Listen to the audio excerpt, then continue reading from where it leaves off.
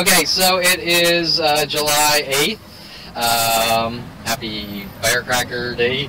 And we're Independence Day. If you're into Independence Day movies or my online internet jokes like, I'm a pilot, I can fly. Okay, and so anyways, we're not here to have fun and show that we have senses of humor, according to the government. So we have to talk about serious issues that have impeded on my life for the past 42 years. We are out here at Wildflour Cafe or something in Agoura. Let me just, there we go. Brittany is now centered. Okay, Wildflour, I've never been here. We're out in Agoura now, so we did Camarillo, now we're out in Agoura. Never been here. The employees were very professional. One was nice with a smile, another one was very clammed up. Oh shit, Kevin's here, but she wasn't working on the provoking tactics like the weird cryptic repetitive things they do from place to place worldwide. As I got here, it was one red Sonata backwards, another red car showed up, parked by it backwards, then left. A black and blue came out, a second black and blue dude sat by the door, and as I walked in, he cracked his knuckles like this. One of the mimics, which they've been doing for 10 years since I cracked my knuckles once in an Encino Starbucks, and somehow cracking your knuckles is a crime and a threat to people. Doesn't make any sense, I know. Let's see, we have our notes, we're going to continue, and there's a few additions, but not like before, and hopefully we'll get to the Golden State Sports Medical Office information, which is very important. Now, walking to my car, a couple things happened. As I got to my car, there's a sign, there's spit on my car, on my Eclipse, today, yeah, close to where the sign was. And remember, Brittany, you saw, I'm trying to remember if I talked about this on camera. Last week there was spit on my Envoy, and then the guy at the cigar shop within that day or the day later, a third completely different person, spit in my face, trying to provoke me, set me up. That's all video, but I haven't fully edited it. I've edited the first part with El Pollo Loco and the guy claiming he's a gang stalker and then riling up the masses while trying to make me look crazy to silence me. And the guy, the cigar guy, talking me, saying, yeah, you know, if you guys keep calling me man from place to place, then clearly you are trying to cover something up. And then him getting mad and not wanting my cards and running out and trying to put them on my car and go, you know, whatever. I didn't stop him from putting them on my car. But I sort of held up the camera going, look, so as you can see, this guy didn't get what he wanted and this and that. Guy tries to cover it up saying, first he's confused, like, oh shit, the whole thing's on video. Then he comes out up to my window as I'm sort of starting to back up and he says, by the way, I have a DJ show, blah, blah, blah, I'm DJ, whatever, and then I go, look, you know, you refuse to take my cards while my life's at stake here, and so this is going to be edited out, and something he says, I say, you know, I really don't give a shit, DJ dumbass, while I'm backing up, and he gets pissed, and he spits in my face as I'm backing up and leaving, showing that not only am I trying to force cards on people, that they're playing this reverse psychology game while trying to force the cards on me, when he could just pick them up and throw them away and go, this guy's an asshole or whatever.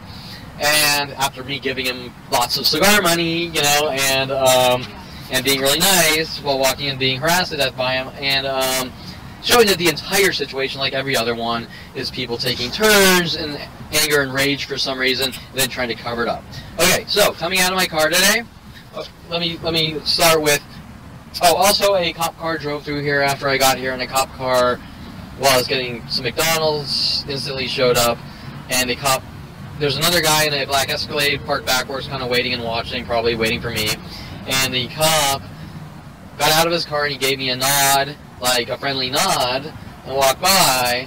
But in my life, just because someone gives you a friendly nod, what does that mean? Because if you can't directly talk about the situation, example, hey Kevin, we know what's going on, we're on your side, we're going to help you put a stop to it. Okay, now you know where these people stand, so what does that nod mean? I don't know, right? We're pretending to be your friend while trying to check you out, Dincy style, right? Okay, you don't know. Okay, so anyways, getting out of my car this morning, fix your fucking alarm with the 3 exclamation points. Now remember, in our previous Brittany has witnessed, everywhere we went, people honking their horns in 2s and 3s. This all starts I've sort of done a quick math around 2015, I believe. I walk out of my car at my house. I push the alarm horn. I don't know that it's armed. I push it again or something. Like, there were 2 beeps. And that instantly the next day goes worldwide. Every person that sees me. Some days upwards of 500 in a parking lot. Beep, beep, beep, beep, beep. And anywhere in the world I go. Now, today I come out, spit, and fix your alarm. So now, you're wondering what angle they're trying to play here. Well, I can sort of break it down. They're trying to play that Kevin is crazy and Kevin's schizo. And it's supposedly Kevin's alarm, freaking out wherever he goes, just constantly honking like beep, beep, beep, beep, beep. Right. Yeah, right. And you've witnessed it. The honkings, the strategic patterned honkings at every location we've been at, and in your office, all across, I mean, not the hugest circles, but from Calabasas, Woodland Hills to Camarillo, that's still a huge distance of, it's just 1 or 2 people and you're paranoid. No, it's not paranoid. Okay, so that was one thing. Let me look, I wrote a few quick notes here as well. On the way. Spit on car with not, I don't know what that means. Oh, the explanation of why they're spitting everywhere and spitting on my car. Remember, there's reasonings that don't make any sense behind all these freaky operations. I was going to say things, but they're really operations and tactics. Around 2001, I'm at Starbucks on Topanga and Ventura, and I spit on the ground. I can't remember why. You know, maybe I had something in my mouth, maybe it was from a cigarette, I don't know. After that, person after person, wherever I went, started spitting. They'd walk by me and spit. I mean, I even have this one back girl coming out of PetSmart, and she's angry at me, and she spits in the trash can, and so I get a photo of it, and she was like a complete idiot with spit flying through the air coming out of her mouth, and this and that. And of course, they're bad, like, I know you take a picture of this person. It's like, well, you know, don't follow me around attacking me with your spit tactics and this and that. And so I kind of test the water, so I spit on the ground around a few people to see how they react. And it gets worse and worse worldwide with the spit tactic. Now, remember when last week I think we were talking about Aubrey Fisher, I tapped my foot around her for 6 years. People worldwide following me to coffee shops or seeing me going like this, or going like this, or tapping their foot behind me in lines over and over for 6 years worldwide. I think 4 years with the spit tactic. Wait, I mean the honking tactic. The spit tactic's on and off for something like 18 years. You get the idea how, oh, the car's backwards, which is now worldwide for me parking backwards once in Encino Starbucks. And they're all running around with Mike Huntley going, it's your behavior. It's your behavior because you are trolling people because you parked your car backwards once. You're trolling people because you spit on the ground. You're trolling people because you tapped your foot by Aubrey Fisher. You're trolling people because you farted, you blinked, you yawned, you rested your feet on a chair. None of it makes sense, and so when we're talking about behavior, it's Mike Huntley, Tom Farley, Paul Humphrey, Aubrey Fisher, Brian Longbottom, you name it, 100,000 others that all befriended me, trying to rid me of the world, is their psychotic, murdering, hypersensitive behaviors, and not my behavior of witnessing what they're doing. So I just put like 3 bits this week, I don't know, whatever. Okay. No, go ahead. No, that's fine. So when did that get physical? People started saying actually on you or on you? It was never too physical. I think this is the first spit contact. Does that make sense? Usually it's like the other ones. It's around you. Like, maybe you see 10 people walk by and spit. Right. They see you spit, and you're just spitting, who knows why. It's not like I walk around spitting all day. It's a one-time thing. And they see me spit, and that's it. You've broken the imperfection law. Okay? I tapped my foot around Aubrey Fisher once, and she said, Kevin, don't tap your foot. I was driving, and I wasn't paying attention. I tapped my foot, and she said, Kevin, stop tapping your foot. No, sorry, whatever. And I'm driving her to her photo shoot the same hour, and I start tapping it, not paying attention. It's like I told you, stop, oh, sorry, and that's it. You're in the magical Lord of the Ring troll section with your big old club in one eye or whatever, and you need to be killed by worldwide support. It doesn't make any sense, because these are normal interpersonal communications. If it's such a bad thing for Aubrey Fisher, that was such a bad guy, Kevin will stop calling you. Right. Okay? Kevin will stop calling you and asking for favors. Okay? I'll myself calling you saying, Kevin, I want your technical support for my photography, even though you're a horrible monster and ruining my life. Okay, so none of these things make sense once you hear the real story. But the question nobody asks is, why is the fake story instantly going worldwide every single day of my life on some kind of secret fictional news channel? Propaganda. So yeah, so what you're seeing is the spitting or the tapping isn't physically on you, but yeah, it's getting to that point though, because that guy spit in your face. Correct, and so that's what happens is maybe after 18 years of watching 100 people a day spit in front of you, and you knowing what they're doing, and you going to the police, and the police lying that they're not doing anything wrong, and they're allowed to torture you until you die without physically touching you, even though it's strategic and coordinated with premeditation to kill someone in nature, which is the crime of all crimes. On the law books, it's the crime of all crimes. They just don't want to stop it for some reason. They're trying to get me to break. And so finally, like the cigar guy, I sort of do the same thing back to him. Now remember, I have to tolerate 100,000 to 1,000,000 of these types of things per day. I haven't physically done anything to anyone, despite the fact that Dincy's writing up falsified police reports with Terrence Scroggins, or Bailey Bernard. About you threatening? I supposedly threatened and am in danger to Terrence Scroggins. I kind of did. I did threaten him, like, stay the fuck away from me or else. I mean, that was a, if you keep pursuing me, threat. But it wasn't a threat like, I'm going to hunt you down and kill you. It's a threat like, you know, I'm trying to stay breathing and you need to stay the fuck away from me or else. Right. Okay, I was very aggressive. And I believe my words were, if you don't leave me the fuck alone, I'll cut you down or something. And before the threat, I don't even want to call it, it's not really a threat, before my statement and after my statement, Terrence Scroggins had run up to me endless times threatening me and demanding things and telling me that my property is his property. After my statement, stay the fuck away from me, working with Dincy and the police, if you understand where I'm going with this. Right? I'm going to keep hunting you. I'm going to keep stalking you because my father and the police want me to hurt someone, and then they want to leave the truth out of the situation to lock me away, forcing me in a us versus him situation. But at no point did they ever get what they wanted, despite what Dincy wrote. And if you order the police reports, you will see that Scroggins says on the stand that he was contacted by Dincy beforehand. I know. Okay? So they have no argument. Okay, so anyways, and then I have video recordings of flat-out confessions of these things.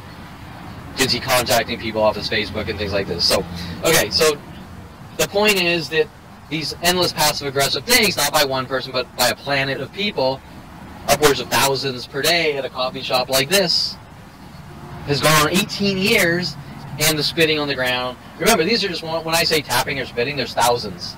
The guy over there cracking his knuckles, people following me in the courtrooms, sitting behind me cracking the knuckles. All these things, all day and night, 24/7. Okay? So, anyways, the original point was, this is kind of like a thugging cover-up that Kevin's crazy and you don't talk or whatever. You don't know. What is the direct message? Who knows? Your alarm's not broken, right? No, but even if it were, how could it do what you've witnessed? No, but there's no.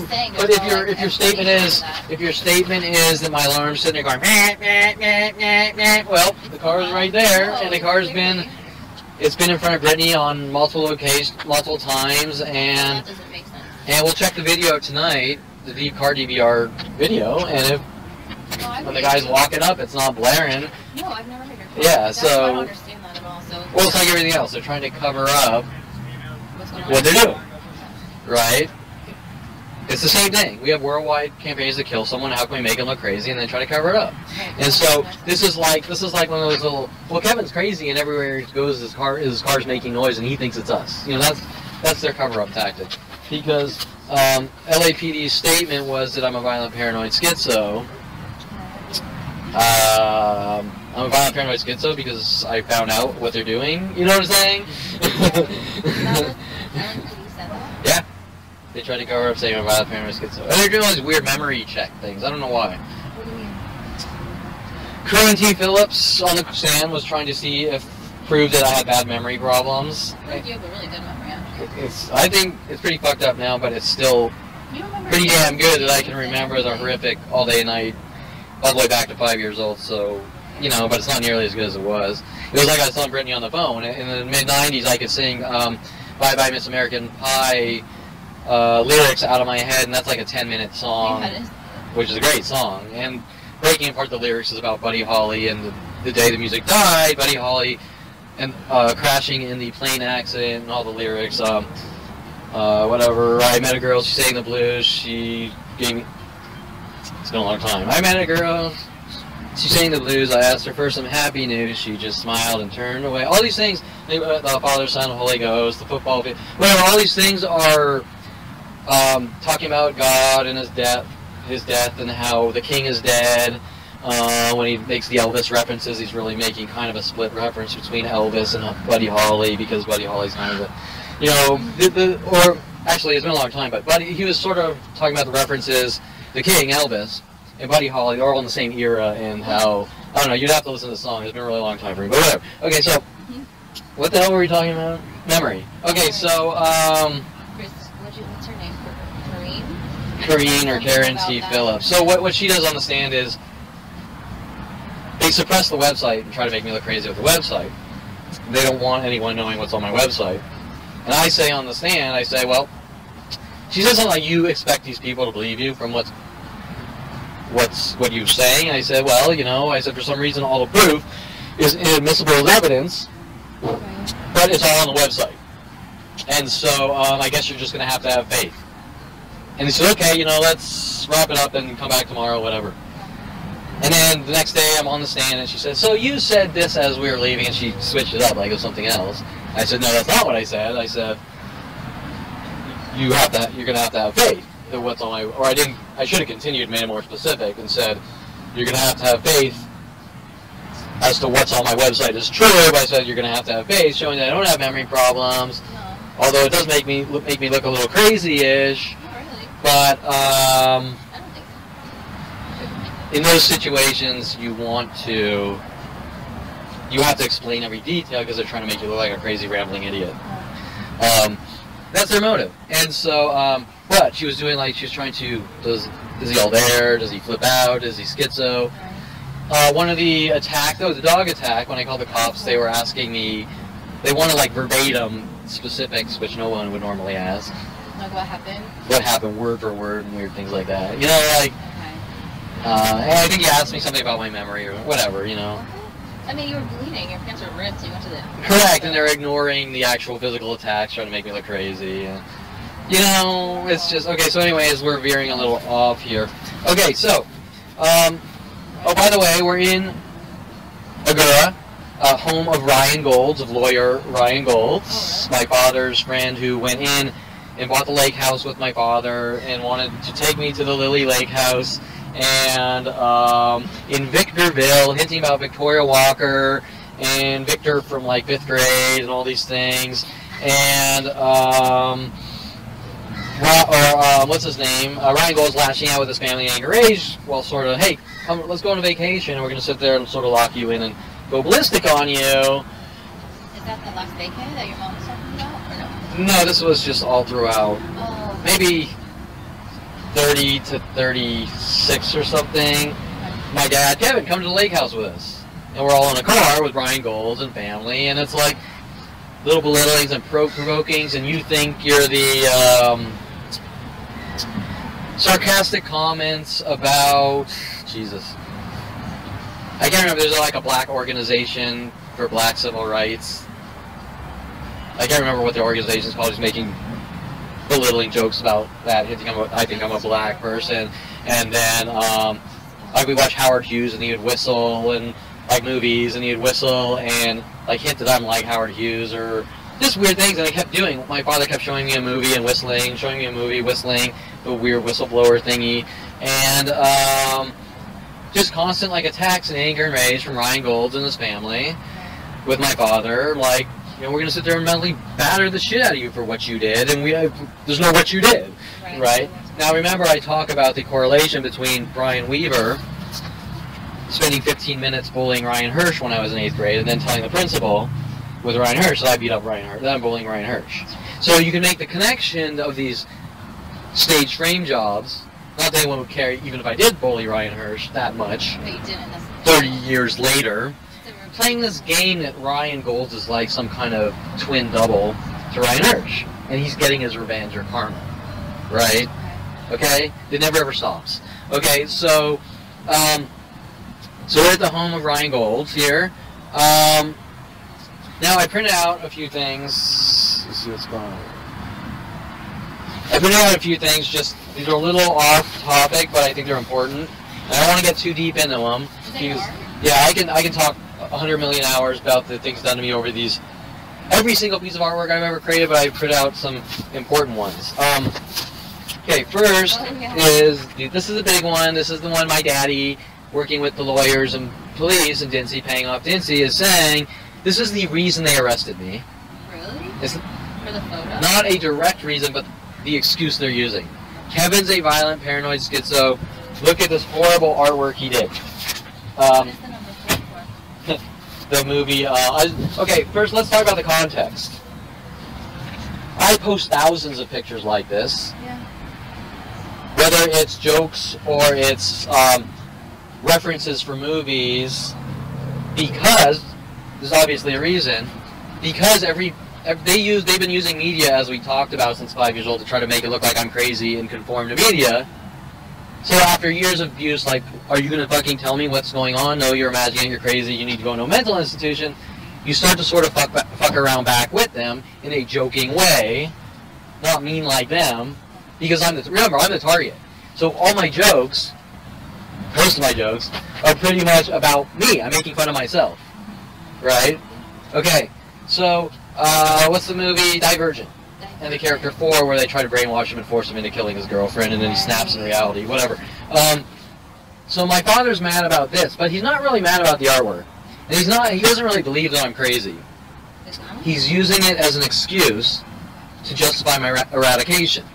Now, the toy gun, which everyone is supposedly so mad about, in the privacy of my own home, Crean T. Phillips, using this in the courtroom as circumstantial evidence that Kevin's crazy and violent, which doesn't really relate to jack shit. And of course, Seymour refused to bring in my circumstantial evidence about who I am and my background. Like, hey, the guy does 3D animation visual effects for a living. Right. Is there a connection here? Maybe. Okay, you think? Okay, so now if you want to break it down on a lawyerish level, because Crean T. Phillips asked me a few questions. Kevin, don't you see how this can be a problem?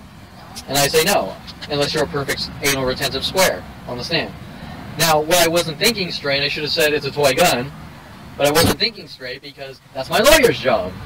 And my lawyer, I don't believe this was ever checked in evidence, and my lawyer never cross-examined on it. Do you think that's strange?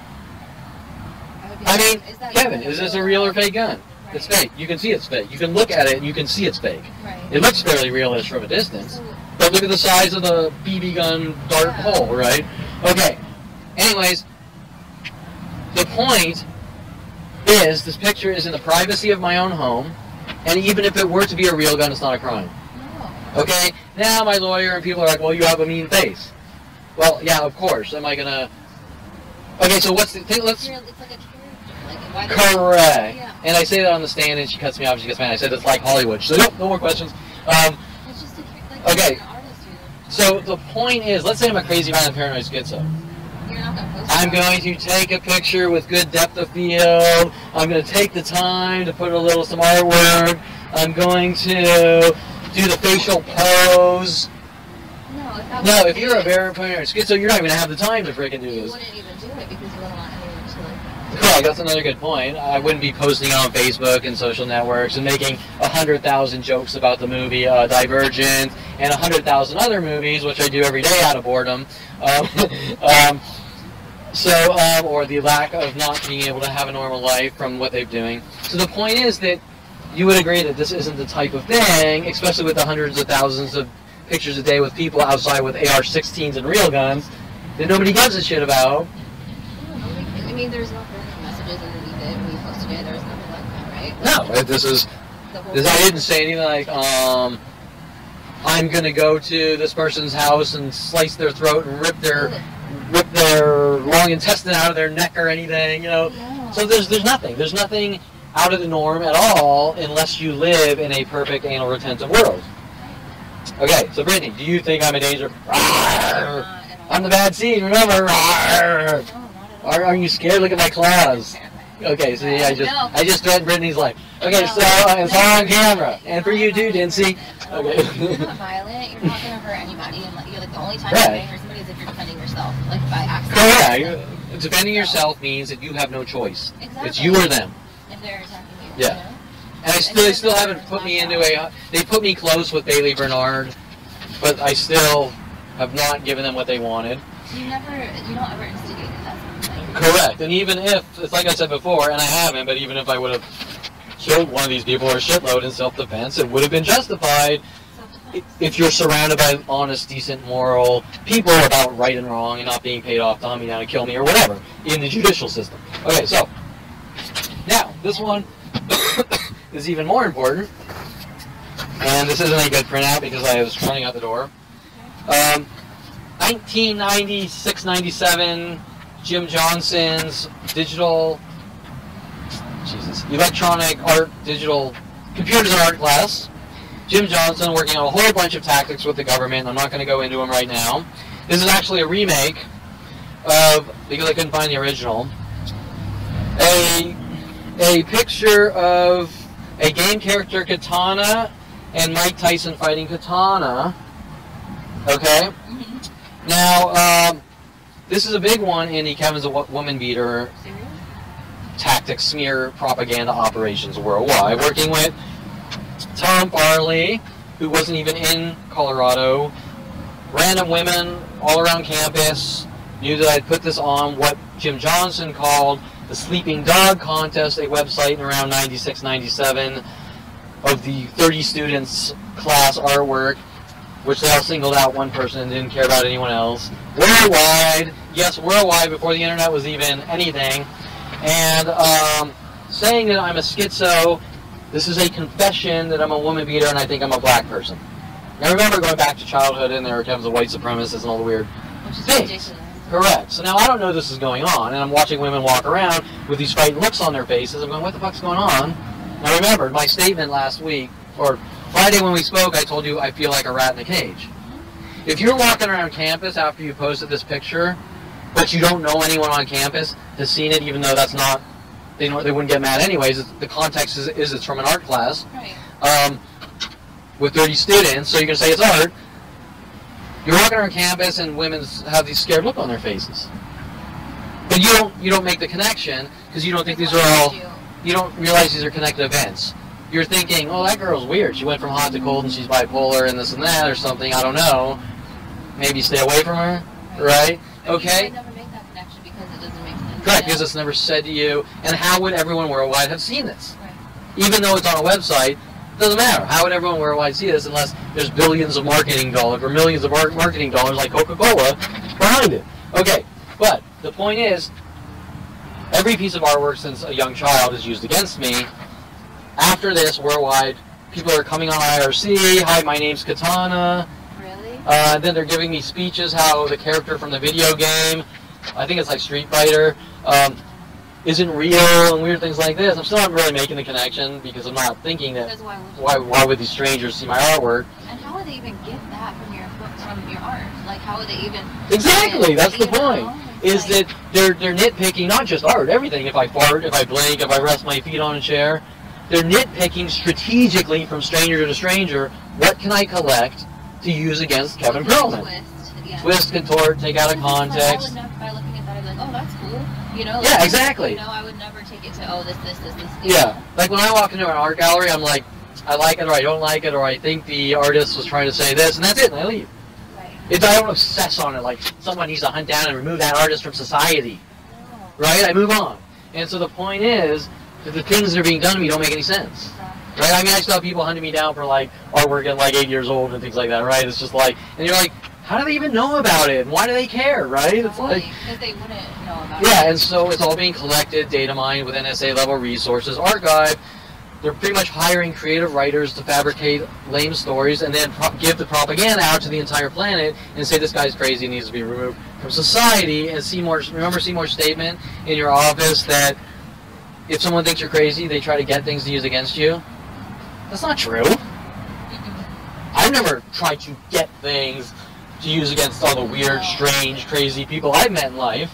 If somebody is like kind of crazy or whatever, like you don't have to try and make them look crazy. Yeah, and you stay away. If you feel that strongly that they're dangerous, you stay away. You don't go out and attack them. Yeah, or try to prove or expose.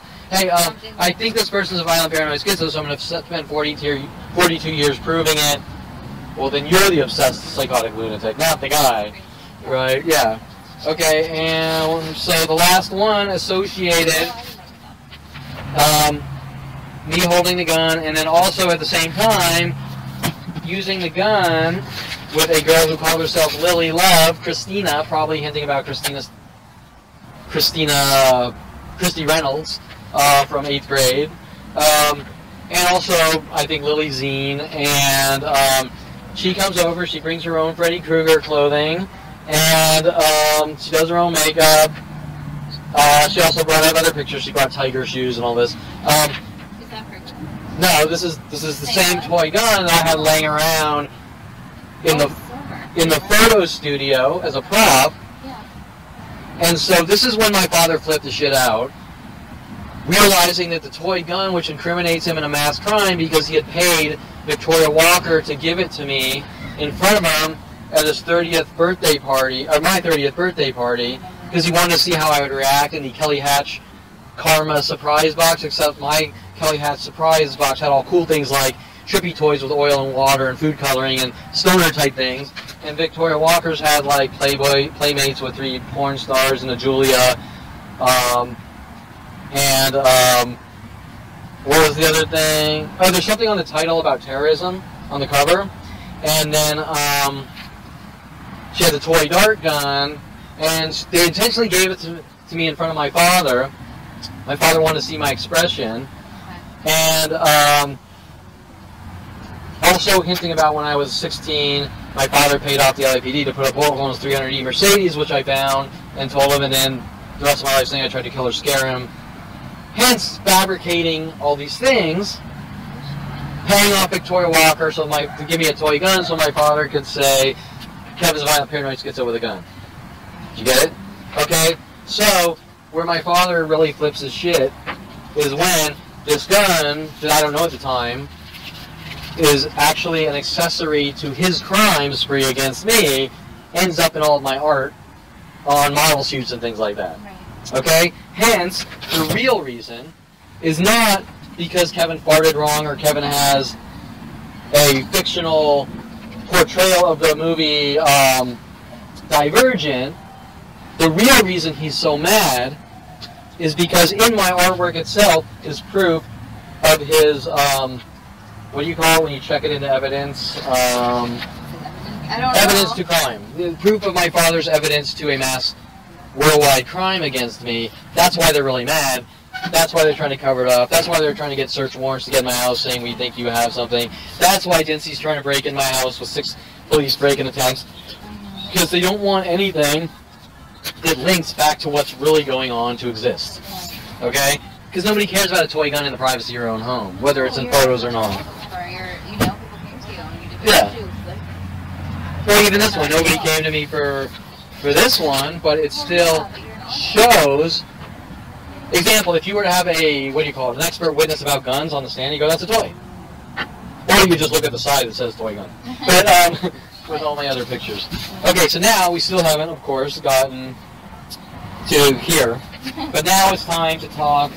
Hopefully we'll get to my father's office, because now you understand the bigger picture of what he's so worried about that he wants to wipe me off the planet for. Can we start there, or do you want to start in the order that we wrote it out? With what? Your father's office and stuff? It's pretty close to the top of the list. Elevate that voice? Sorry. Okay. Okay, so where are we? Okay, so this is a thought from last week about my father's office and Fernanda see me. And this, remember I was drawing a blank? Yeah. Okay. My father says, why is Fernanda see me so defensive? She won't let you fix his computer. do you have a way of tracking what she does? Well, we have a firewall that tracks everything in and out of the company. Fernanda see me is going to LAPD. She's going to all these weird things, whatever. Some of it just someone wasting time and not wanting to work, and some of it spooky things because Fernanda see me at one point was mad at me saying something about my father's will and don't worry, you'll get your money in anger and rage at me. And I was like, why is this chick freaking out about my will that I don't even know if I have? Right. That's not, if I have a will or not, that's not up to me. That's out of my control. Right. But she's saying, don't worry, you'll get your money, and she's telling me that I need to go to the police. And I'm thinking, like, why do I need to go to the police about what? But remember, since day one, she's been involved in stalking me with the entire office. So why is the lady who's stalking me telling me I need to go to the police? And every time I've ever been to the police with hard drives of evidence, they've tried to silence me and make me look crazy. So what do you think her motive was? The same thing. Try to make me look crazy, try to set me up, working with the police, working with Dincy, especially with all the cop cars trying to make me mentally ill in my father's business parking lot. Did you see the connection? They're contacting the police, making up lies about me. The police are trying to make me mentally ill and set me up. They're trying to set me up. Then they want me to go to the police to try to make me look crazy. So the police can arrest me saying this guy's crazy or something weird. Yeah, and they're all linked and it's all coordinated and thought out, premeditated. So of course I didn't go to the police because I already knew what the police would tell me. I go to the police on my own terms, not some psychopath trying to manipulate me and set me up in situations. So now back to the logs. Here's the logs of Fernanda, what she's doing. My father kind of gets mad, but then he comes after me, and when he fires me in the next couple of days and tries to do it in such a way that he can hold my servers in his office, because he fires me after 5 p.m. He calls me up after I leave the office and fires me, and I said, well, I need to go back and get my servers.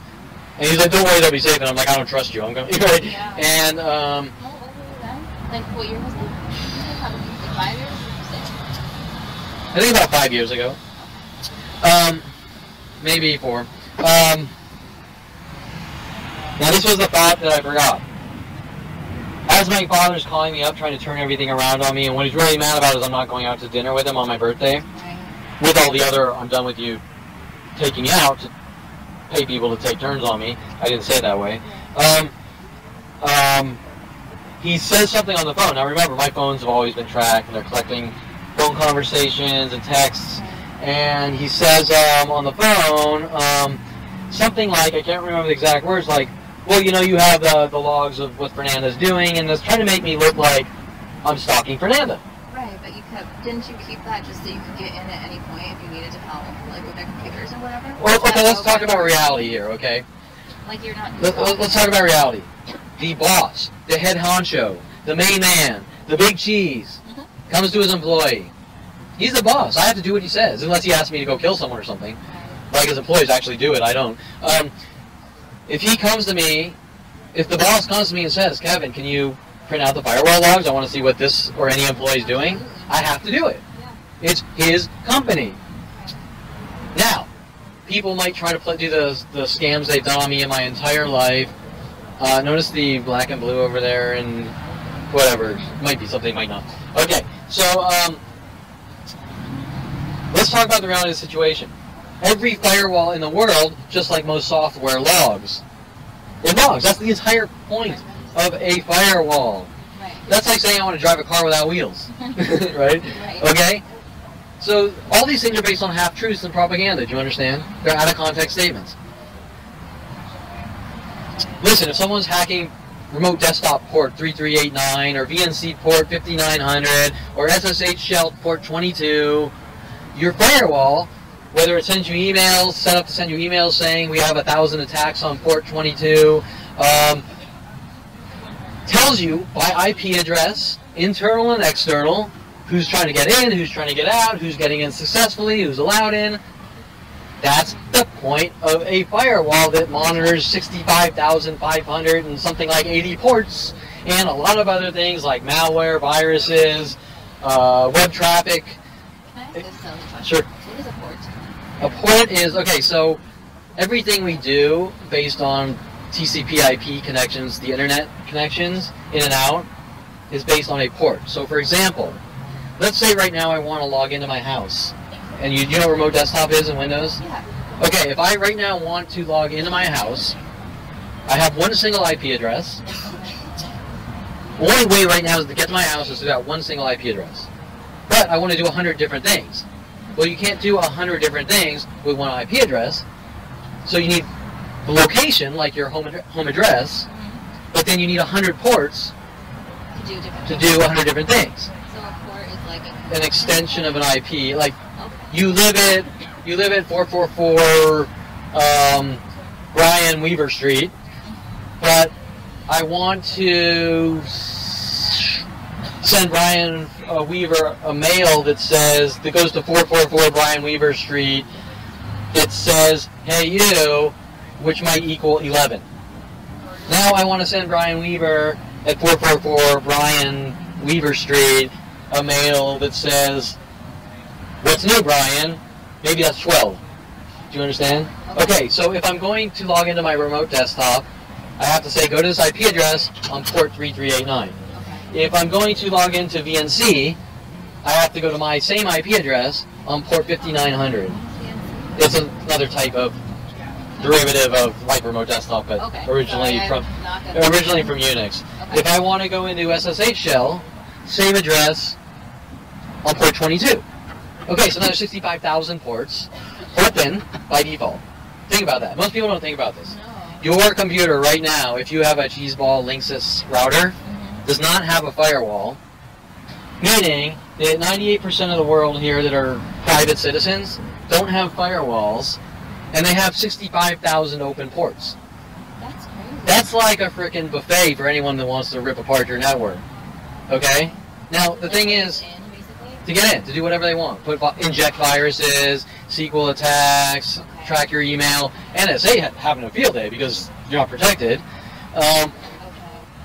Can you get past firewalls? Yeah, those that are good can. Okay. And probably a lot of NSA tools rip right past them, and I'm telling you that they've gotten past. I have some of the best firewalling out there. Not the best, but I bet you do. Enterprise level firewall in my house, and they shred right through it instantly. Everything I do on the internet, everyone knows, and it's with NSA police rebel tools. Right.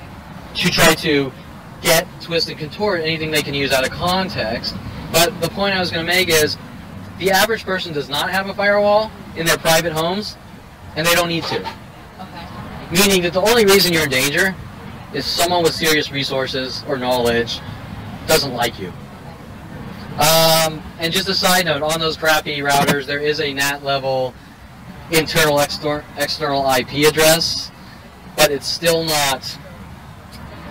There's no port blocking, there's no malware blocking, there's no intrusion detection algorithms, nothing. No safety. Yeah, so it's the bare minimum.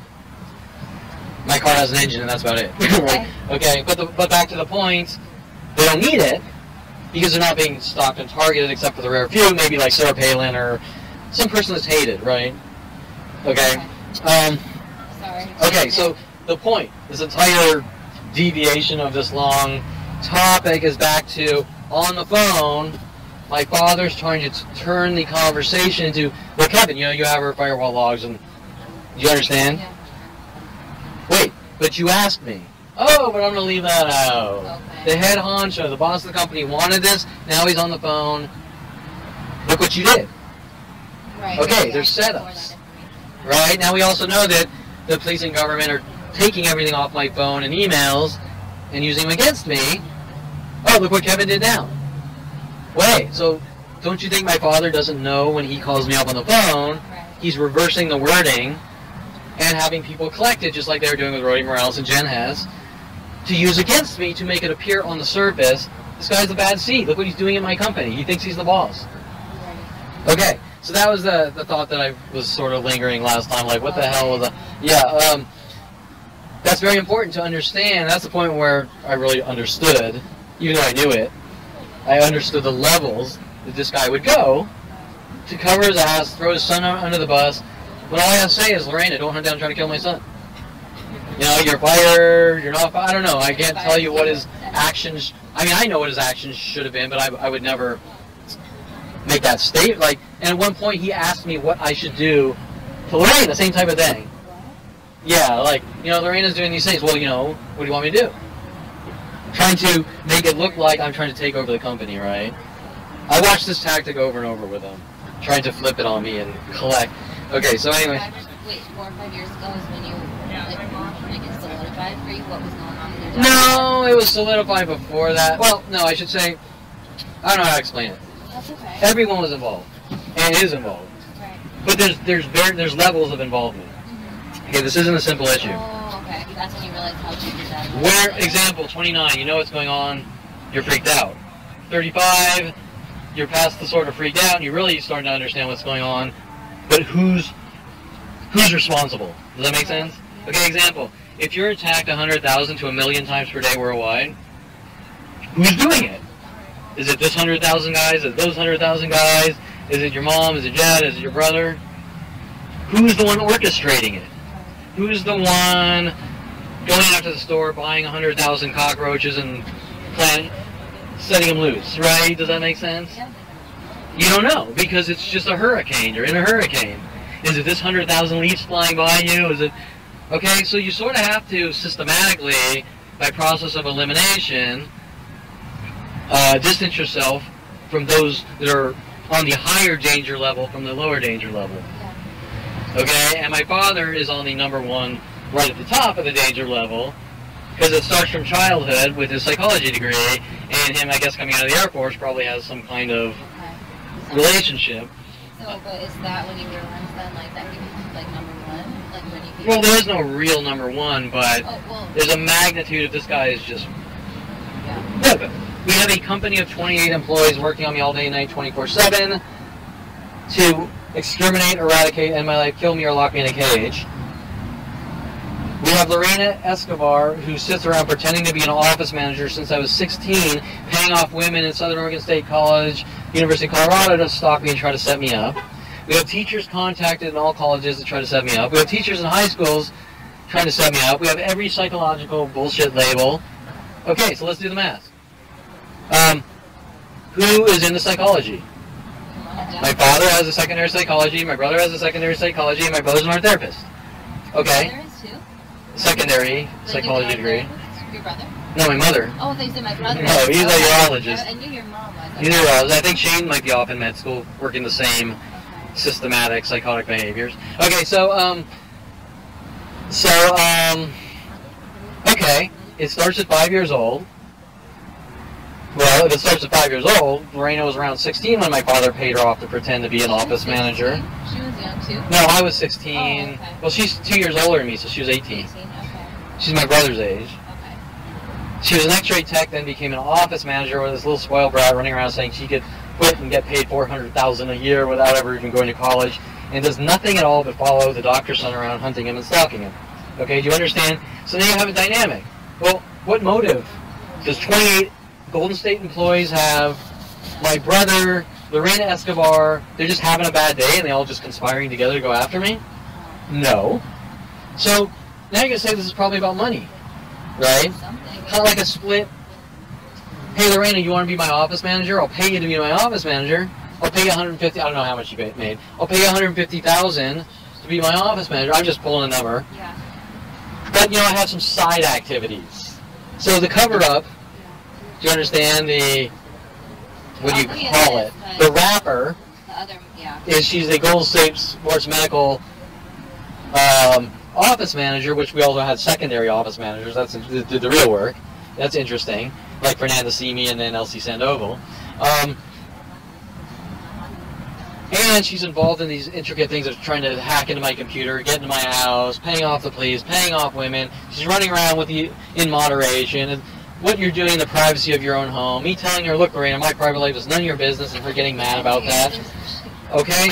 What's the motive? They're one crazy person? Sure. I get that.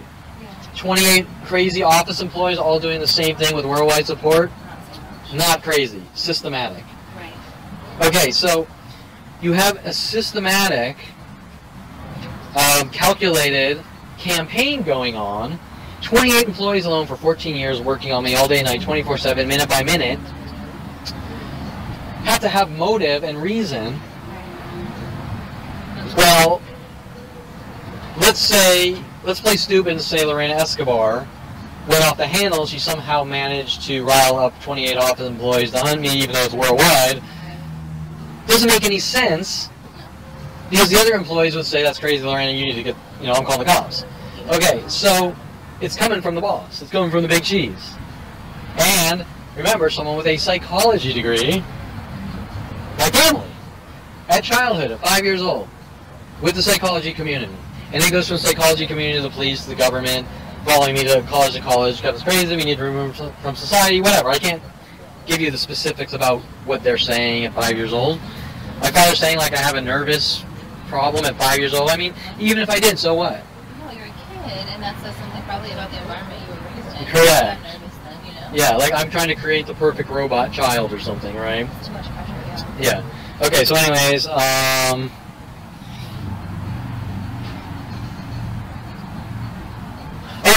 you asked me last time when we were talking about the girl that tried to set me up for breaking and entering in Denver, the Jeep girl, with the black guy. You said that I fly out of state or something. I thought you flew from California to Denver. No, but remember, I feel like I'm in a rat in a cage. There were two other people. Sia Nijitang. After I graduated from University of Colorado, Sia Nijitang, by the way, Sia, CIA, and would always say, see how you are.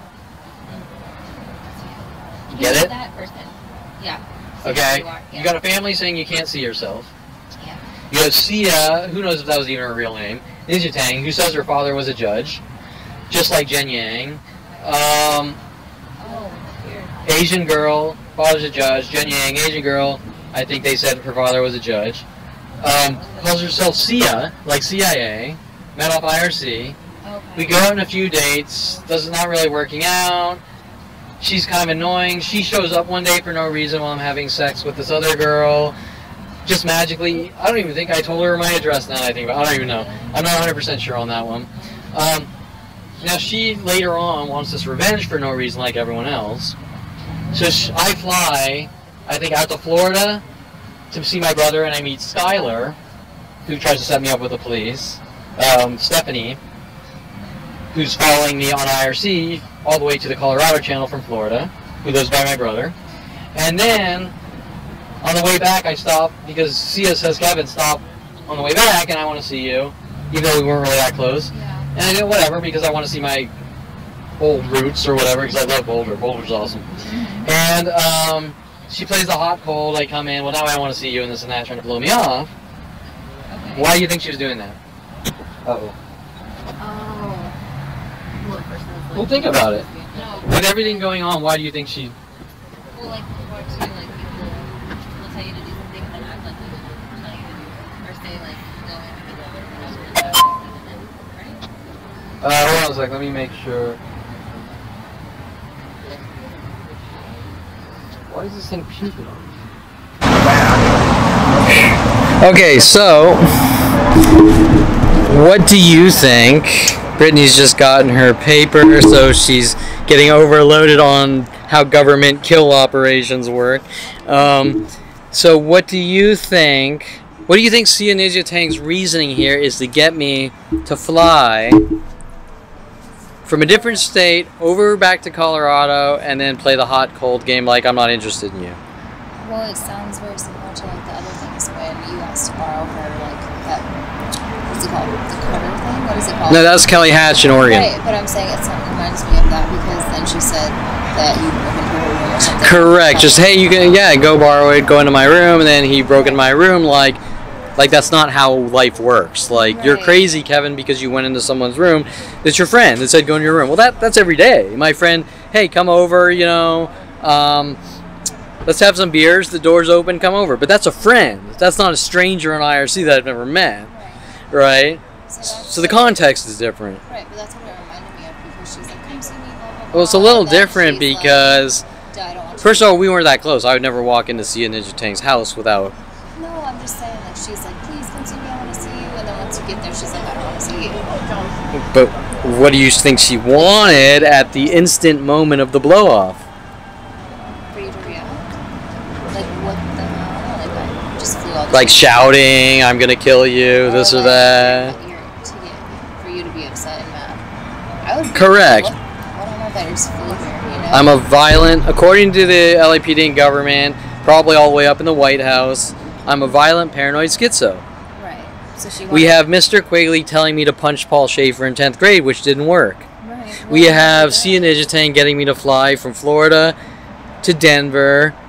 I'm not interested now. Right. You're a piece of shit.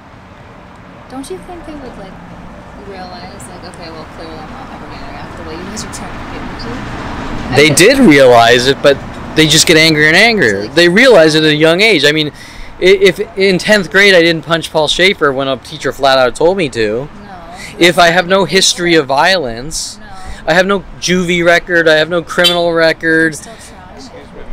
I mean, now after 47, they kind of have some tiny misdemeanors, but. There's always self-defense and stuff, and for stupid little crimes that don't exist, like sitting on the curb. Correct. Yeah. But you see that they're trying to make it look like I have a pattern of behavior, of anger, rage, violence, but they damn well know, like everyone else, You don't. I don't. Just like the person, the camera wasn't rolling, the person just parked here and honked their horn twice, their alarm horn trying to provoke me, right? So why have you witnessed over 100 alarm horn honkings and 2 and 3s at every location we've been at, directed at me with 100,000 other things? I mean, why? I mean, it's basic logic, but why do you think? To try and get a reaction. Correct. Now, if their arguments are that I'm a violent paranoid schizo attacking people, then, like we said before, they don't need to do that. No. Okay, so they're setups for some other reason, Right. and it's what I know. Yeah. Okay. Okay? They don't want me talking. Just like the death threats. You don't talk or we kill you, and the 100 variants from subtle to direct, So right? what happened with the girl, that Sia or whatever? You know, she called me, or I called her. She played these weird games. Maybe a little later, blah, blah, blah. And then as I got a little angrier, because I'm not a robot, you know, like, what the fuck's going on? You had me fly down. You know, I don't have time for you, blah. And it was like, I'd be so piece of shit, right? Now, I didn't go after her or do anything to her. I kind of sported around with my friends, a few of the older friends, and went around Boulder like the good old days. Yeah. And that's it. Okay, now, let's go to Christina Stalinsky. That's Next. that name. I feel like a rat in a cage. Okay. That was the girl you told me about last time, right? No, I don't think I meant that. Who did I? Skylar, Stephanie, and I also mentioned Stephania, the Latin stripper with the angel tactics. Was Christina? Christina Stalinsky lived in Arizona. I met her on IRC. How did she come into the Colorado channel? I don't exactly know why. I became like kind of friendish, virtual friendish, and I met her several times in real life. We hung out as kind of friends but no more. And maybe this was 3 or 4 times. She was very neurotic. She wasn't neurotic, but she was neurotic towards me like my mother. Like, she played this game like I mentioned her in college. I smoked some weed. Yeah. And it was the end of the world, like I'm being hunted by the cops at that point, like you're a drug dealer. Correct. Correct. I'm glad you said it very college-y like that. Everyone who goes to college smokes weed. Some of them do coke, some of them do uppers, downers, shrooms. The point is that nobody's hunted for smoking of weed a few times in college by the NSA, FBI. Did she act weird towards you after you said that, or what? It was the same thing like everyone else. I'm your friend, but I'm not your friend. She's... Example, and I'll get to that without bringing all the other crap. I know. At this point, I've lived back in California. And she says, Kevin, I think she's with a friend. We're going to San Diego. You want to meet me in San Diego? Did you meet her in Colorado originally? No, I think I met her in Arizona because I had some family in Arizona. You notice a little pattern here? Florida, Arizona, there's family in all these locations. Okay, so now she wants to meet me in San Diego. Now there's a whole thing with Mike Wexler wanting to do a road trip down to San Diego, working with the San Diego PD and all these weird operations. I'm not going to get into that now.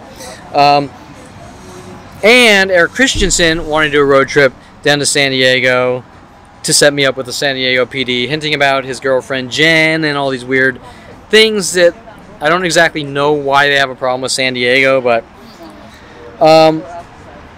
so now she is working on with the San Diego PD.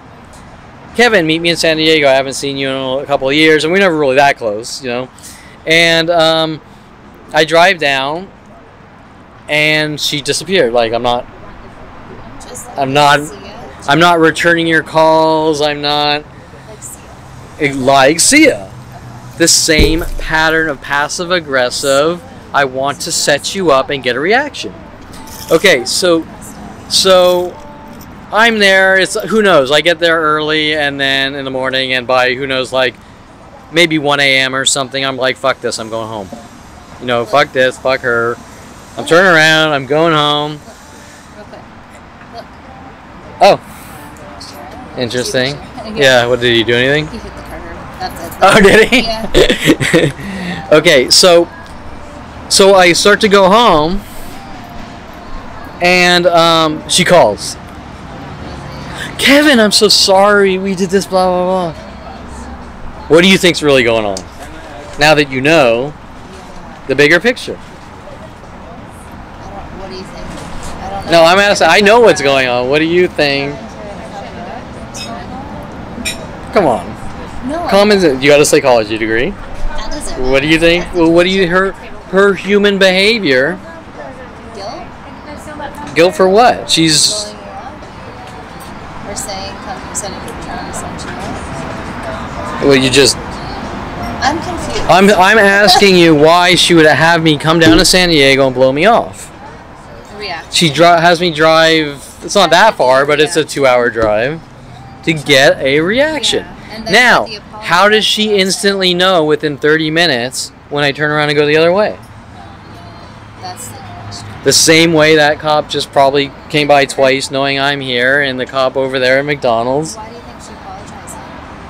What? Why do you think she apologized? It's like a test. I want to date you, but I want to see if you're a murderer.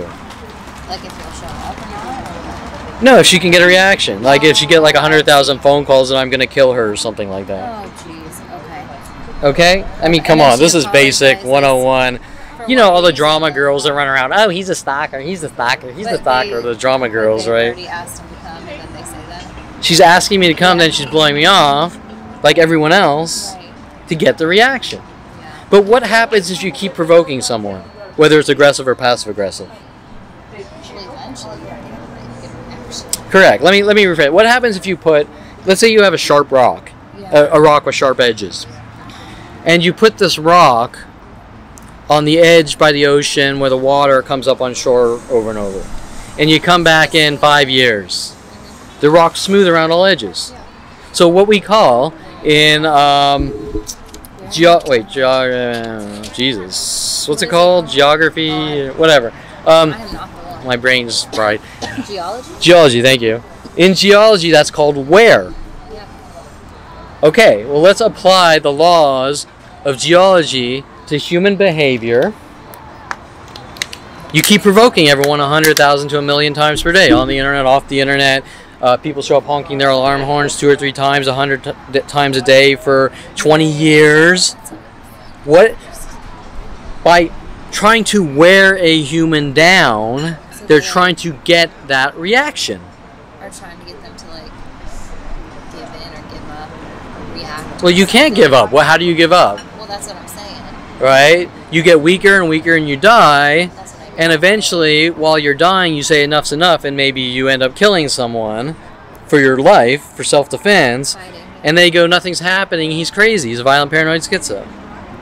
Do you understand? Yeah, I do. Okay, so these events where my statement, I feel like a rat in a cage, where they flipped out, they're trying to wear me down, one person sequentially after the next, worldwide, since 5 years old, to get an angry reaction, working with the police, government, NSA, FBI, to remove me from society. You would think, like, they'd be like, okay, this dude is, like, not going to react. Like, You would think. Yeah, you would think that. And that's why they're called agendas. Okay? Example. My slave stood up to me, and he keeps standing up to me, And I think I don't like that, so I'm going to keep whipping him, and then I'll hang him and kill him. Okay? And it's the same thought process, because if I have mental issues, if I'm somehow a problem in society, then it's going to be without manipulation. Right. But yet I'm running my own company. I'm working for Universal Studios, modern video film. I have a college degree minus 2 classes, which is a long story. But you were very successful, like, and well recognized.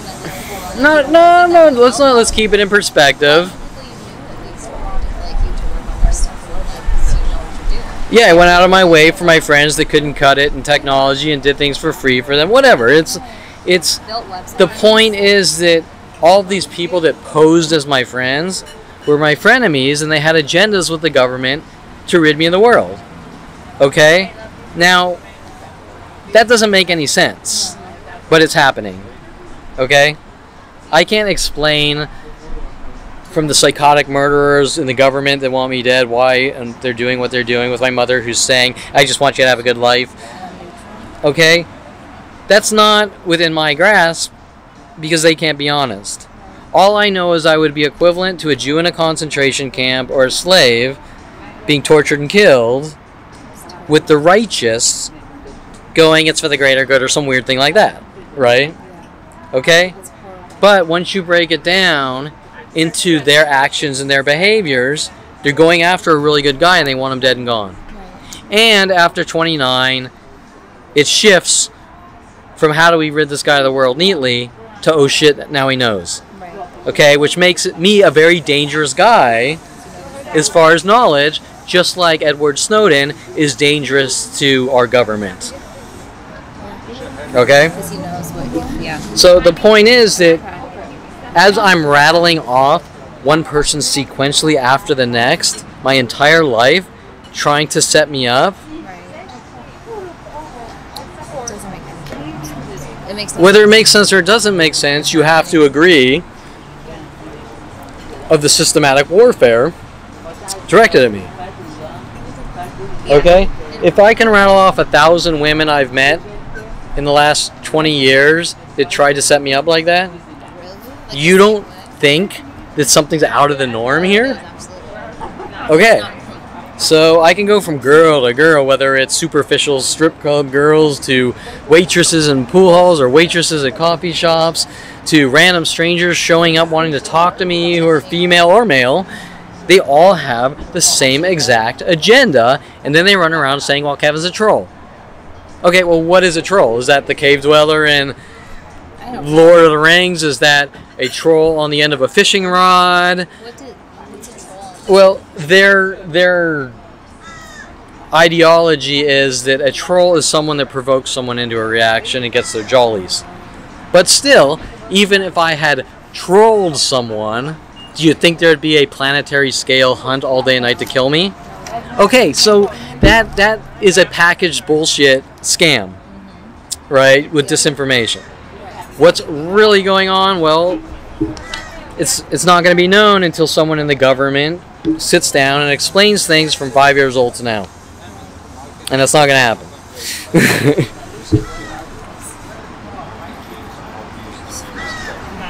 Okay, so now we still really haven't gotten... but that was an important topic so that the people understand the constant provokings, and then like we've seen the cops show up twice, and right, I mean, you see a repetition. Okay, so That's what's important too. It's over. It's not just one occurrence that could be Yeah. that it was a coincidence. so I'm your friend and I think you're violent, so I'm gonna spend the rest of my entire life, all day night 27, to prove it and then lock you away. Well, then you're not my friend and you shouldn't be near me, right? Exactly. Yeah. Or like they're spending their lives. Yeah. It makes no sense. No, Just- there's an agenda. There's things they don't want to talk about. There's things they want covered up. You can't walk up to teachers and tell them to punch students. No. Think about that. Or kids. Teachers Right. can't.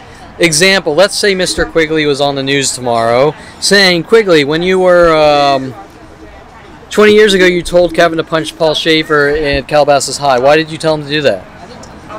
Is that what he's like? My point is, do you think that Mr. Quigley wants to be on the news saying that? Do you think Mr. Quigley would ever work in high schools again or any teaching. Okay, so there's what they're trying to cover up. That with 100,000 people I grew up with, right? Let's see. So what is it that, Kevin, you have to leave the country really about? At 29, my mother says my past caught up with me. My father says I know what I did, but refuses to tell me. My mother hints that I need to leave the country, and there's this whole thing. Mike Huntley at the same time saying I'm too out of control for California. That doesn't make any sense. I have to leave. Just kind of note the waitress leaving. Okay. Mike Huntley.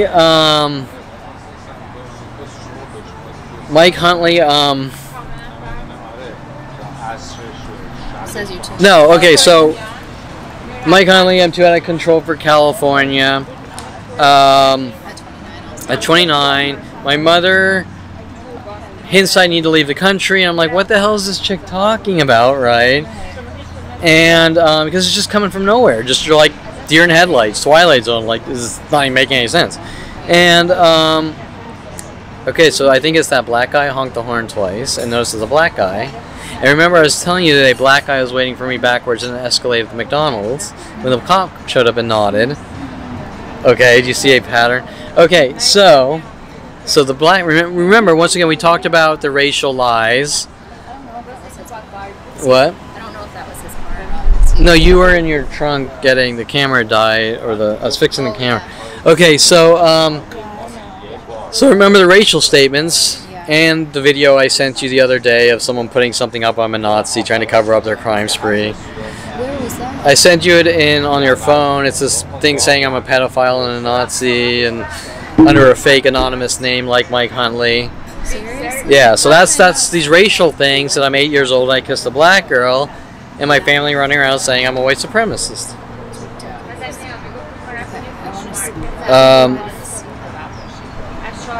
Well, I traced it back. 1960, the movie, and remember the Nikki Delano, The Grass is Greener porn that I showed you with Tia Cyrus and All My Neighbors. Oh yeah. Okay, they were working The Grass is Greener, and Terrence Scroggins is on the other side, and Terrence Scroggins and the HOA are stealing all our money to fix everything on their side. Well, The Grass is Always Greener doesn't really come from Nikki Delano while they arrest me on the courthouse on Delano Street. It comes from the 1960 movie The Grass is Greener. And the concept of The Grass is Greener in that movie was the guy saying that because his wife is having an affair with another guy, that the guy's going to have to leave the country. And the whole scam with my entire life, with my family trying to make me look like a homewrecker for some reason, especially with Jen Hess, who was cheating on her husband. I didn't even know she was married because she called herself Jessie Jane. Well, she didn't use the last name Jane.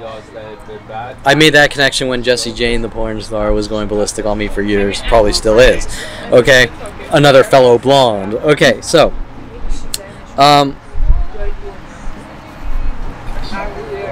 Now back to our original topic on an older conversation. If I was born in 1972 and someone is working on me with movies in their head from 1960, those people are like my parents and much older than me, showing you when this started, or at when I was born, and I traced it to 5 years old. Okay. Is this where we are? Let's talk about. We're right here. Let's see. Yeah. Oh, let's talk about. Kevin leave the country, but what is it? But what is this really about? We just don't like our child, so we want to ostracize you and banish him or me from society, right? Don't you see? Doesn't it seem like you made a life choice, or we saw the signs that you would make a life choice, that you're different than us? So we decided that for you, what your life would be like. So now you need to leave the country, and we want you nowhere near us. Right, but then your mom, I don't know. It's hard. Have you talked to her recently? No, but It's hard, like, when she's on the phone that day when I talked to her too with you, because, like, she sounds like I want to believe that she's such a sweet lady, you know, but then it's, like, this whole other side. And I know, correct. like, Yeah, that's it. Yeah. So she's peddling around every way. She's denying her statements, like I supposedly hit Josh Berman in the head with a golf club. Every time she calls me, she's playing the spy game tactics. Like, example, let's say I go to a movie and then she calls me that night or the next day. So, have you seen any movies? Right? I know where you are, but I want to try to squeeze some juice from the lemon to. Well, that's abusive. That's the type of thing that creates paranoia. And it's not a one-time thing. It's over and over. Like I was mentioning, at 29 when I ran out of gas on PCH and Arnold calls and it's still ran out of gas as he hangs up. It's like belittling and trying to provoke you. And they're like, wow. Okay? Yeah, and they're getting their jollies, and then you're finding out that the reason Brian Longbotham hired you to work on the pilot spy game at Universal Studios was to try to flip you out and make you look crazy to cover up these things while they play spy games on you. Right? It also applies to the show Hollyweird. So now you're saying, wait, Kevin, you worked at Universal Studios, but people at Universal Studios were involved in these operations. Okay, we're talking big money. We're talking billions of dollars. Okay, so,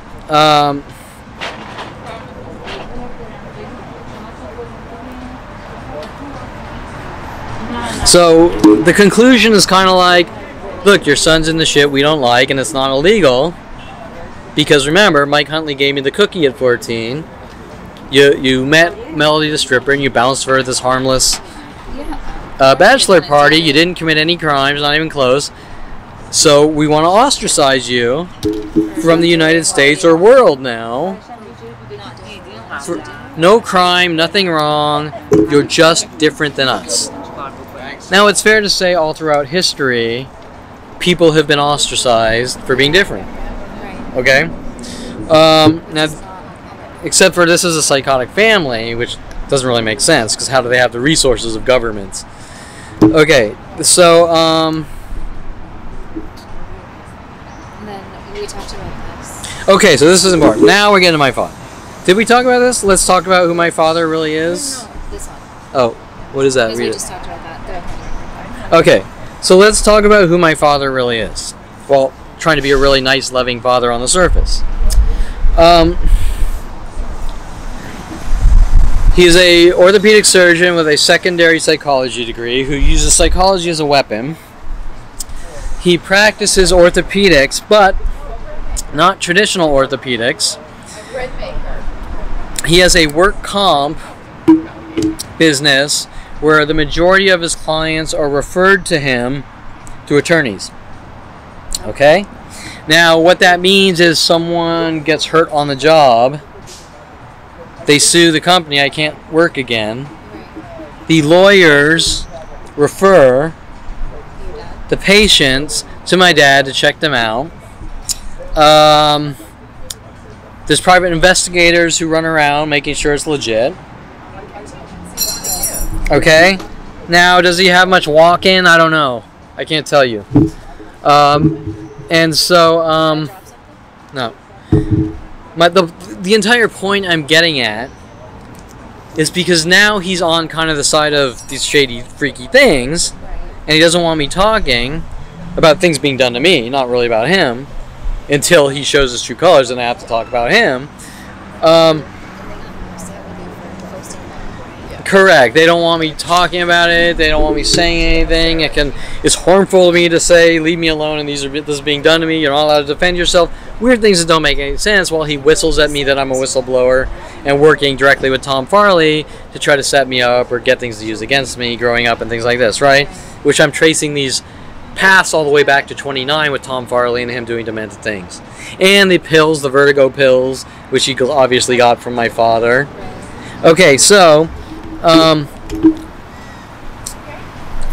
my point is that whenever I try to contact an attorney for civil or defense, they're all mad at me, they attack me in anger and rage, and try to stop me from getting help. The first one you contacted? All of them, ever. No, but the first guy, what was his name? Oh, Richard Barnwell? He was so rude to you. Okay, but more importantly, aside from Richard Barnwell and Seymour Amster, if you go on my webpage, lawyers refusing to help, my website, lawyers refusing to help, there's probably over 1,000 in there, Yeah. and that's just the ones I had the energy to write down. Okay? So now, think about that, She's so cute. and think about who's always around these types of people. Because I'm not. I'm an artist or whatever and building internet websites. I'm not hanging around lawyers and private investigators. Oh, and by the way, the same with the private investigators.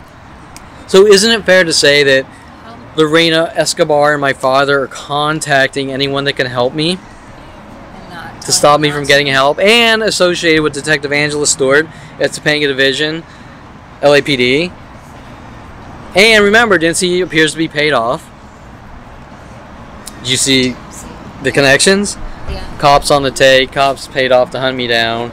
Okay, So now you contacted over 1,000 lawyers. Like, what did they say to you? We can't help. it went through variations of the maybe someone will call you back, bye-bye, after Detective Angela Stewart. I called Detective Angela Stewart for things done to me, and I said, these people need to be stopped. And she said, what did you say? I said, these people need to be stopped. And she said, bye-bye. And then a couple days later, they arrested me. For what? What did they call you? That was the Terrence Scroggins. I don't know. It gets... Oh. Actually, I think what happened is it's probably all written down. Terrence Scroggins' thing was thrown out, and then Bailey Bernard was sent after me to attack me. And I called about Bailey Bernard and sent them the photos of Bailey, and then they rearrested me saying I Sat on the court. failed to show up in court, and there's a warrant out lying, and that's all on video with Dincy lying. And then you never got a court notice or anything to No, show up? And why didn't Richard Barnwell either? Right. Okay, and so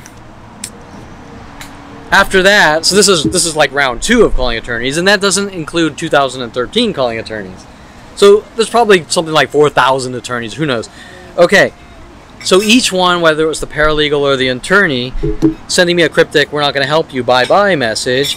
Some would do other things like come out to a meeting, and then the lawyer would say, the consultation, and the lawyer would say, well, you know, I couldn't make it, so talk to my lawyer, my partner or co-worker, and one of them was black, just like the guy that cruised here honking his horn twice, and he would show anger and rage like Richard Barnwell, who's also black, and diverting me into the guy I've supposedly done something to, even though there's nothing I've done anything to, or his cultural, racial people or whatever. You actually like And then they play this game to waste my time and belittle me, and while they're doing it, they're trying to trigger me and provoke me, and it just goes on and on from different thing like that, forever, person to person. And then you got people that are black showing up here, doing these things to try to threaten or whatever. Okay, It doesn't make sense because you know that's the first person you kissed was like that little girl. but right? what does that have to do with the tea in China? No, I'm just saying like they have a reason to dislike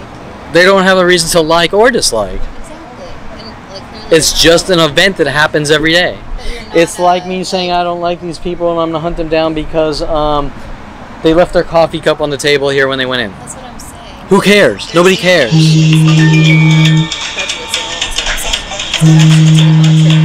Correct. It shows. This is way more important than some. This is more important than some cheese dick AC guy told to try to set me up. Well, it is, but they come out and they try to figure out ways to provoke me. I tried to. I've hired maybe 3 or 4, but I've called hundreds and hundreds and hundreds, and they all are told to play the same game. I don't know you, and I'm going to do these things to you, and I'm going to try to set you up. Whatever, same thing. So, It's like you've reached out to like 10,000 people to try and get help. years. Just call after call, and they play again. Why didn't you call us? Yeah, right, whatever. Right, you Okay. called for years and years and years to get someone to listen. So the point is, my father associates with all these people. Right. Mike Huntley was building a private investigator portal to link all private investigators in our office together, Tim Thompson. And my father's also hanging out with David Greenstein, the dude with the service animal that sets... None of this makes any sense, right? From this is way beyond any level of shady people, and yet they have NSA level resources. Doesn't make any sense. No. And I can assure you it's not really about me hanging around my father and not knowing who he was. These are government operations. Okay, I mean, you've seen the police. We've had 3 in Agoura, which I don't even live. We've had 3 police presence in a couple hours. Right at the McDonald's up there when I got food. Okay? Now remember, I told you the police officer nodded like he's friendly, but is he really friendly? I don't know. Because nothing... Okay, so... I have here expand on control. People don't walk around talking about controlling people like my father and Lorena Escobar did. Correct? Do you go with your friends and they talk about controlling their others? No. Okay, so when my father would go out to lunches with Lorena Escobar, they would talk about how she would control her boyfriend or husband and how he needed to be watched, or things like weird, freaky things like this. My father would show me that he's watching Shane on the cell phone, my little brother, on like tracking everywhere he goes on GPS. I'm like, Dad, don't you feel like you're a douchebag or something? You know, like. How old is your brother? He was about 16. I mean, you don't think that's a little violating there? I do. I think that's a little okay. Overboard. Violating it. Did I mention last week? Yeah, I did. Tom Farley coming to me when I'm 29 saying, Kevin, you can't control people. Do you see the connection here? My father working with Tom Farley since 8 years old, trying to collect information to use against me, and Tom Farley lying about everything. Okay? So this whole control thing, well, remember I was telling you earlier about disinformation and taking me out and trying to make me think that everything that's going on is normal. Like the steak thing? Like, well, everybody gets a steak. It's cooked wrong sometimes. Everyone does what? Like, sorry, I don't know why that popped into my head. I didn't hear you. That when you went out to dinner and they messed up your steak or whatever, and your mom was like, everybody, that happens to everybody. No, he didn't. I mean, he did on other things, but not the steak. But is that, like, or no, my mom did do that, but yeah. Yeah, and so what they do is they divert it from many to one. Does that make sense? Yeah. They try to take the fact that maybe 100,000 people are told to do the same thing and turn it into one single imperfection. Right. Yeah. Try to make me look crazy. But more importantly, what I'm talking about is the conversation, and that is a controlling. Like I'm talking generalization. She's trying to make it like, oh, this happens all the time or whatever, right? Yeah. Okay. But the more controlling, I'm talking more about the direct statements. Oh, okay. We would go out to lunch, and they would talk about how to control her husband and my father. Patty Guggen, I can't control her. And like, I don't know if I said it, but my thought was like, Dad, if you have an employee that you're running around talking about control, then you should probably fire them. Does that make sense? Yes. You don't control people. No. You hire people to do a job. If they can't fulfill the position, you fire them. And find someone else. Okay, you don't control them. You don't shove cattle prods up their ass every 10 minutes if they can't write what they need to write down fast enough. Do you understand? Yeah. Well, these are some of their conversations. Okay? And you were not the cattle prod level, but No. The control and stuff. Okay, now my point is you don't normally sit around people talking about controlling people like that. No. That's a psychotic behavior. Do you understand? And how many lunches did you go out to with them? It happened like over and over. He would want to take me out every Tuesday and Wednesday, or Tuesday and Thursday. Lorena would get mad and jealous, and they would play this game like I'm violating Lorena's space. Like, because you're going to lunch with your dad and she isn't? No, she is going out to him. He's inviting me along. Yeah. Like I ruined their me time. I ruined their special moment. Did they have like an affair or something? Not that I know of, but my dad has cheated on my mom, so I wouldn't doubt it. She's a Latin with big old silicone breasts, so. Just the way you said that, you ruined our Well, but think about it. I'm working at Golden State Sports Medical. Yeah. Every Tuesday and Thursday, my father is in the office. He goes to satellite offices all around the rest of the week. Yeah. Then he goes out to lunch with Lorena every Tuesday and Thursday during lunch hour. Business. Then he hires his son. He has Lorena hire his son, Kevin Perlman, to work in the office. Kevin, do you want to come along with us? Now, it sounds all great and nice. Now, Lorena's running around like Kevin's violating my space and privacy, and she's riling up the office and mass groups worldwide to hunt me down and kill me, and they're contacting every restaurant employee worldwide to walk around going, enjoy, enjoy, enjoy, enjoy, and other thousands of other similar repetitive provoking tactics to try to get me to, like, lunge at them in anger during lunch or something, like the rest of the tactics. And they're staging it like, well, Kevin, you have a problem because these are triangle relationships and you're violating Lorena's boundaries and the stupidest shit that doesn't make sense. Well, they invited you out for lunch, not the other way around. My dad invited me out to business lunches in a business office. So he made it There okay. is no, first of all, there is no triangle relationship unless he's dating Lorena. And if he's dating Lorena, it's not at lunch hours. And he's not inviting me. No, to their dates. My father's not inviting his son out. And even if it was a triangle relationship, it's still not anything that anyone would care about because they're playing the same tactic with Victoria Walker. I don't even understand what a triangle relationship would be in that way. It can't be. It's not possible. Right. And then they try it with Victoria Walker when she marries Matt von Malachy or Michael Bialis. Right?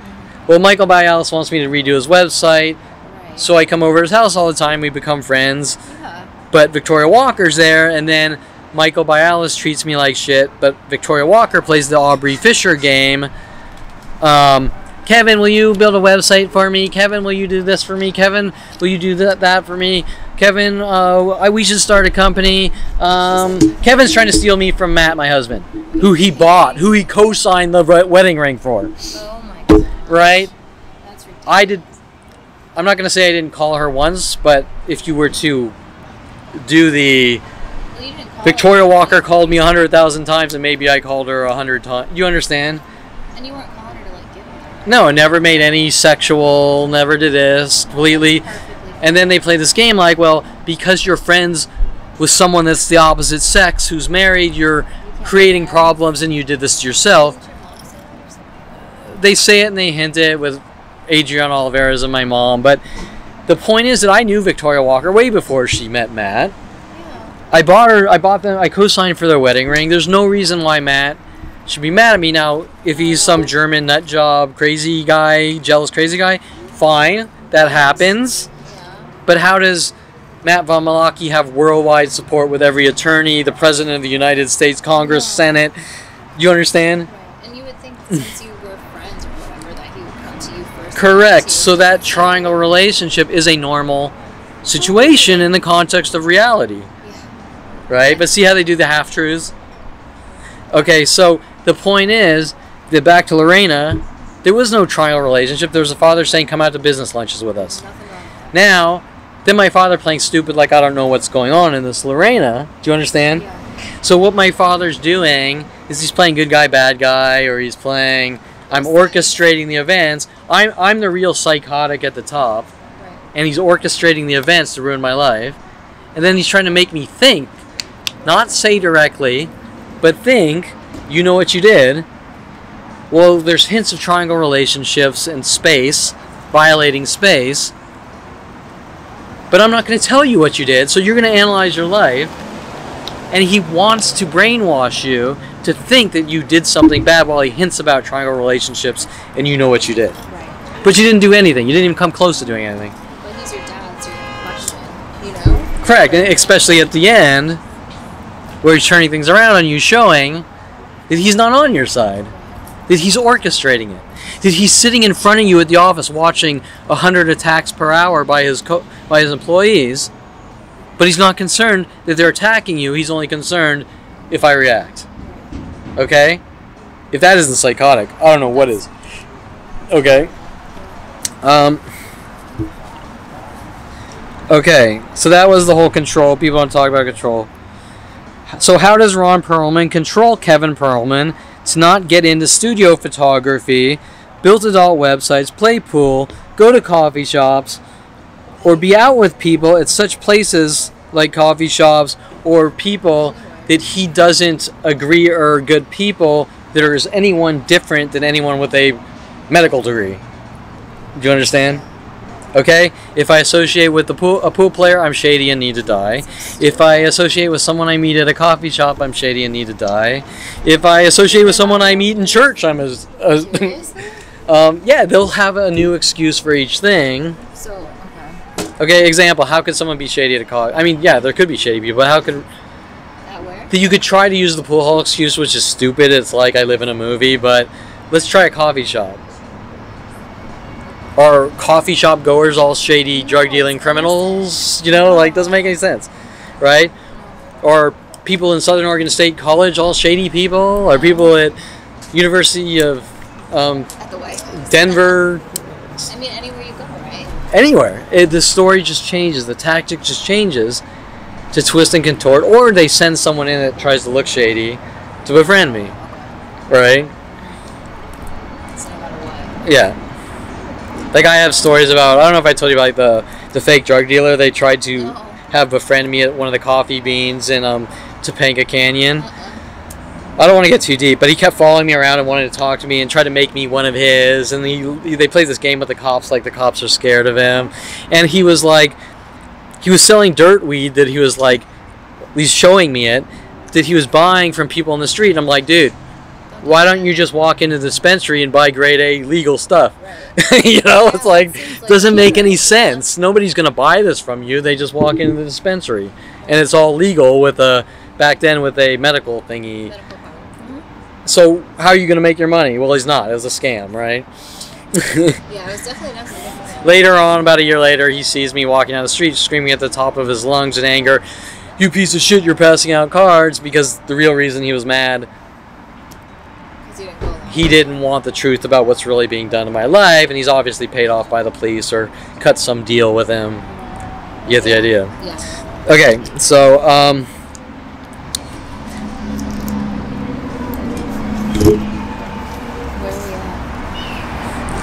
I'll say this one quietly. Tried to chop my dick off his dick so I don't associate with women or have relationships. It's sort of one of their hobbling types of tactics with Lorena Bobbitt Escobar. Oh my god. Bob Sandler, my partner before that. Okay, so I had Mike Huntley was one of my partners, and Mike brought in Bob Sandler to replace me, try to run me out, and I think that they were sort of trying to hint about Lorena Bobbitt. Do you understand? God. I get it. Yeah, look, that was crazy. Yeah. With a whole bunch of other things about people trying to break me my entire life, like Kelly Hatch talking about men breaking men's dicks and things like this. What? Oh yeah, and this whole breaking dicks things has followed me around from Kelly Hatch. The shit my brother was doing with Corvettes, like, whatever. My brother's road rage shit. For my brother popping the waterbed in the house, sending me threats. They want to pop my bladder. His road rage shit. He tells me that he threw a VW onto a fire hydrant, breaking it. Once again, the water things. Then he's same type of thing with a Corvette. They sort of sparked a Corvette on Wells, trying to break. And then they sort of worked on me. We're going to try to break you. Do you get the references? And okay, so and then they turn around that I'm out doing road rage things, and I supposedly flooded the house and this and that to cover up everything while trying to break me. Do you understand? Why was Kelly Hatch mentioning about guys breaking their dicks and then working on? Do you understand? Do you see this repetitive things that people don't normally talk about? Okay. Trying to make it look like I'm a danger to myself or others tactic to rid me of the world with the psychology community. Well, we pretty much gone through that one a million times over, right? Yes. And Christina Stalinsky, Minnie on IRC, Shane Minnie, Paranoid on IRC, What was that? Skylar, Stephanie. Was Paranoid the one? Oh, that's the one. I don't know if Paranoid's real name. Remember, I met like huge amounts of people. Right. Lynn Junkin with Mike Wexler, my brother's friend Mike Wexler, who supposedly picked locks and was working with San Diego PD. We're back to the break-in things. I don't know. I could spend hours and hours rattling off names.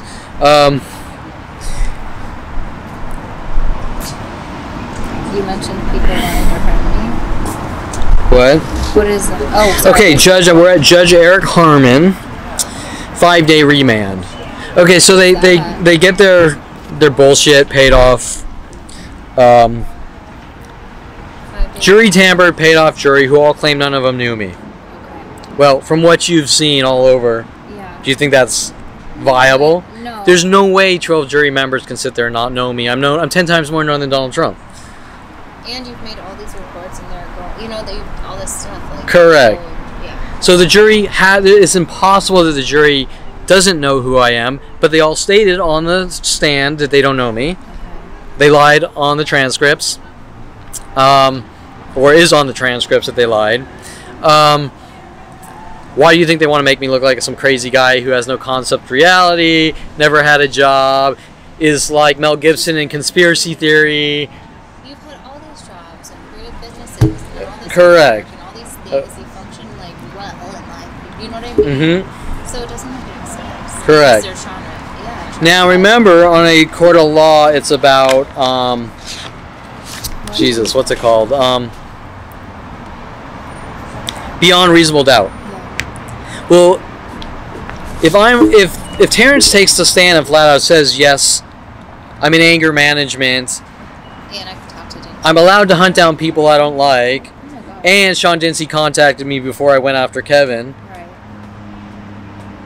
With Bailey laughing and snickering on the stand. Really? My lawyer refusing to show any of the, what do you call it, evidence to the jury, where the jury's like, what the hell's going on? The one girl's like, I can't believe it. He's not showing me it. And the prosecutor is. Leaving out any type of honest cross-examinations from the defense attorney. There's going to be beyond any level of beyond reasonable doubt when they're going to make the convictions on these tiny misdemeanors.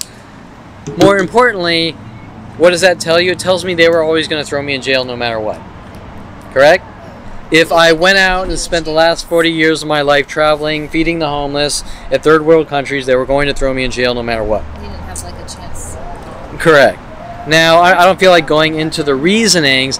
They threw me into maximum security prison in the hole for 8 days for misdemeanors, And then they say they which is off the record. But they can't, and you can't find that, right? And people said you weren't. No, I have the IRC down in LA, and I had the paperwork and I lost it at the last minute. So I was just so tired. I kind of toted it around with me from all the jail cell thingies.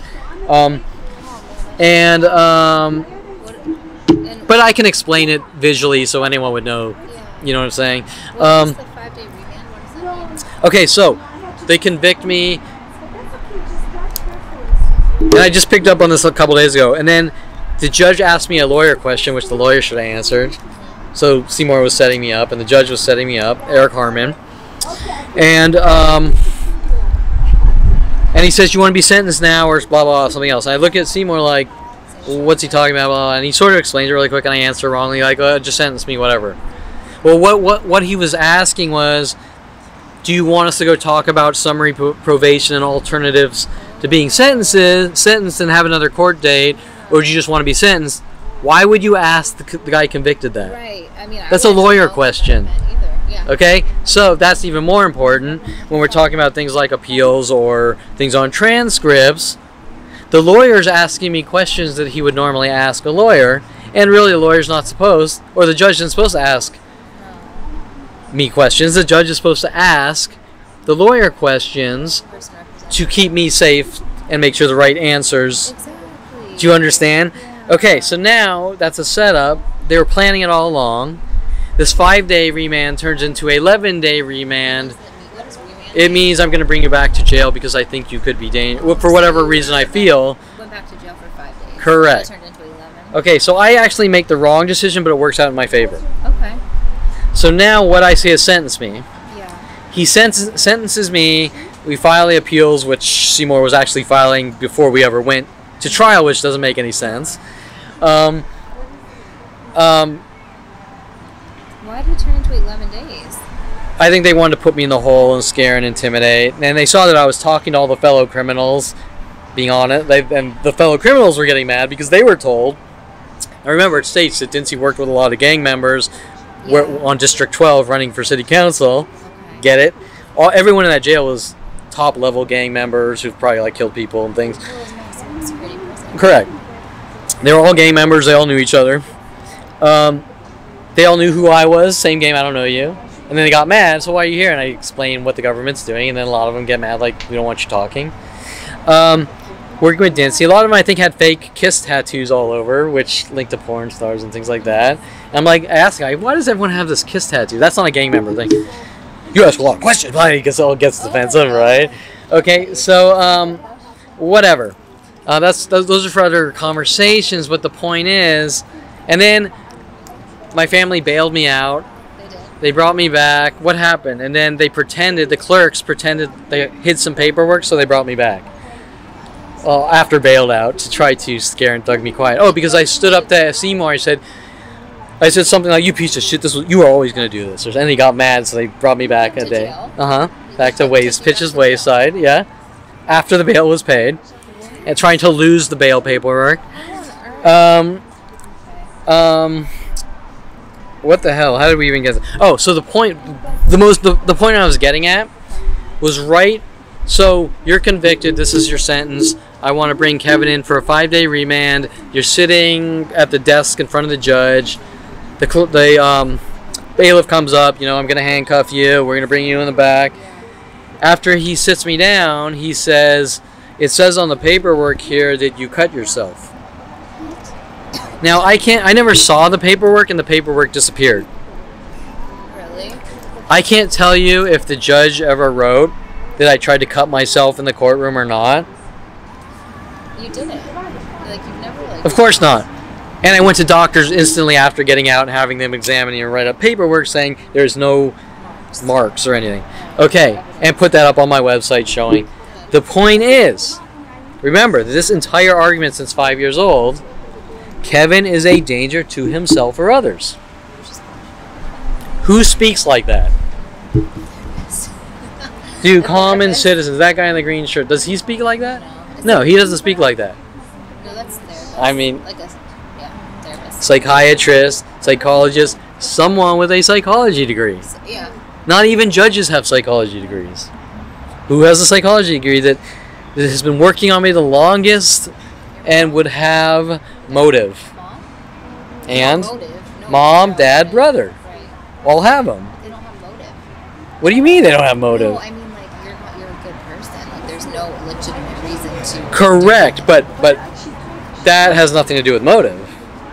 What's their motive? They don't have a reason. They might have motive. Do you understand? Yeah. They don't have a legit reason, but motive, Yeah. I don't like Kevin. I want to kill him. That's motive. I think Kevin stole $10,000 from me when he started building engines, even though that's one of my father's fabrications. I have motive. Motive can be anything that states, I have a reason, I want to end this guy, rid him of the world, commit the crime. It doesn't have to be legit. Yeah. It's just what's in his mind, and then it comes to premeditation. What he wants done, yeah. Correct. Does he have motive? I don't like Kevin. Did he plan it out beforehand? Right. Okay. This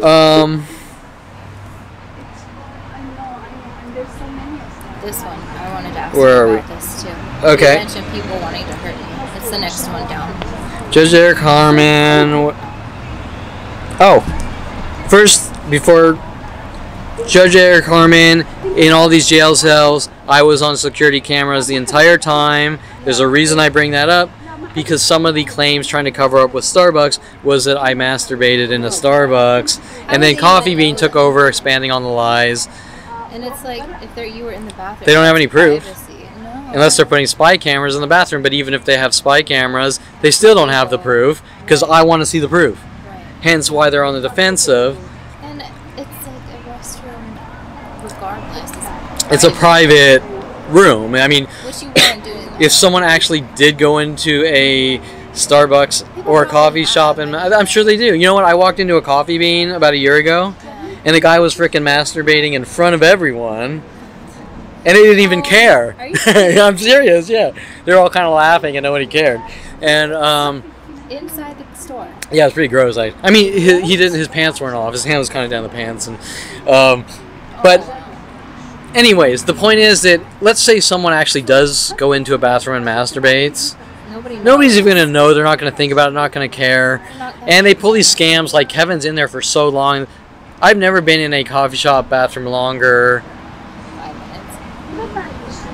I'm a guy, I'm in and out. Although there was a point where I wanted to see how they would react, so I'd sit there and like read a book or something for 10 minutes to see how they would react. Yeah. But they were working on the excuse before that happened. Right? So I wanted to see what they would do, and I don't want to get into the mass attacks from those things. And it was actually linked to Tom Farley and a date with Maria where I was constipated, which gets even weirder. Yeah. Maria, I haven't heard that name before. Yeah, Latin, whatever. Okay, so anyways, the point is that if I have, because one of the arguments is I'm a danger to myself or others and I have no self-control, well, let me tell you, I've been in the worst of the worst, And you have and in the worst, yeah. people were told to work on me all day, just like everywhere else, constantly attacking. So not only are you in maximum security prison, but I don't know. I'm just gonna finish up this thought. Not only were they put me in maximum security prison, but the entire prison is working on you constantly as well. Think of the pressure. They still couldn't get any type of lack of self-control. Right. Okay, let's figure it out. Can I run? Okay, so just a quick note on Judge Eric Harmon. I found a YouTube, because I'm always interested in the background of people that want me dead and gone or not talking. Eric Harmon on a YouTube at one of the, who knows, judicial meeting summit things, states that one person ruins it all for 99% of everyone else. I mean, do you have any thoughts on that statement? I've heard that before. Where? Like in school, I think it was. If one person, if you get like a privilege or whatever, one person takes it for granted or screws it up, then nobody gets it, you know? Well, I don't think that's what No, he's talking. He's talking about criminal, and he's talking about like if someone's a gang member, he's ruining everyone's peace in the city. Do you understand what I'm saying? I mean, he's not using it. We're not talking about. No, I've never heard of it. Yeah, and so going in to see Eric Harmon is like, hey, well, you're a troublemaker, so you've ruined it for everyone else. Well, wait a minute, but I'm sitting here and I'm watching. Oh, by the way, we just heard a alarm horn. So the second one, the other one's not on video, but the second one. Okay, so the alarm horn twice. Okay, so the point is that think about that statement. You're sitting there, whether you're in high school or not, and groups of people come up and they start mobbing you to death. You ruined it for them? Like 1,000 people come up with baseball bats hitting you in the head? You ruined it for them? Is your blood ruining it for them? The peaceful community while it's pouring out of your brains onto the sidewalk? Right? It doesn't, it's not a thing that judges should say, because the whole concept of judges and juries and fair trials aren't making generalizations. It's about a event, an accusation against a single person, and if there's multiple people going after that single person, because a single person can't really go after multiple people, right? Yeah. And the whole thing was the scam, like, well, you're not allowed to bring in all these other things because it's not the person, your accuser or whatever. Bullshit. Bullshit. Right? It's not inadmissible. If I have proof that mass groups... Yeah, what are you saying? Okay, like Bailey Bernard, okay? I mean, I'm sure there's some discretion up to the judge. What's inadmissible is not. Yeah, I'm not a lawyer, but I can tell you from the standpoint of an honest judge, right? If you're arrested because you're accused, Kevin Perlman's accused of hitting Bailey Bernard, even though Bailey Bernard did everything first. But they arrested me, and then I have proof that I'm mobbed by 15 people within 10 minutes working with Bailey Bernard. It's not inadmissible because it shows that groups of people are stalking you, and you might even attack Bailey Bernard even though he didn't do anything to you, because you're fighting off groups of people, right? So that is admissible as evidence. Now, if a judge wants to say it isn't, then he might not like you or something, right? But or maybe it's coming from top down, I don't want to stand up to Congress, Senate, or the psychology. They'd be filled in on the whole story. at Well, least. like I said, obviously, Judge Eric Harmon, like everyone else on the planet, knew me, just like the entire jury played this game. None of us know you, and by the way, when he would die at the jury, he just said in 10 minutes, he's supposed to go through each one, he just said, does anyone feel blah blah, okay, whatever. And it's a whole scam, right, whatever, I don't want to go that way. Okay, so, the psychology community also wants me to tell you things that have been done to me so they can try to say I did it to myself to try to cover up their crimes. Does that make sense? So the entire reasoning that they've been trying to force me into therapy, from the first moment my mother, at 29, is giving me Susan Donner, Natalie Craw, who states if I don't take my medication, I'm going to destroy my life, is some kind of like death threat.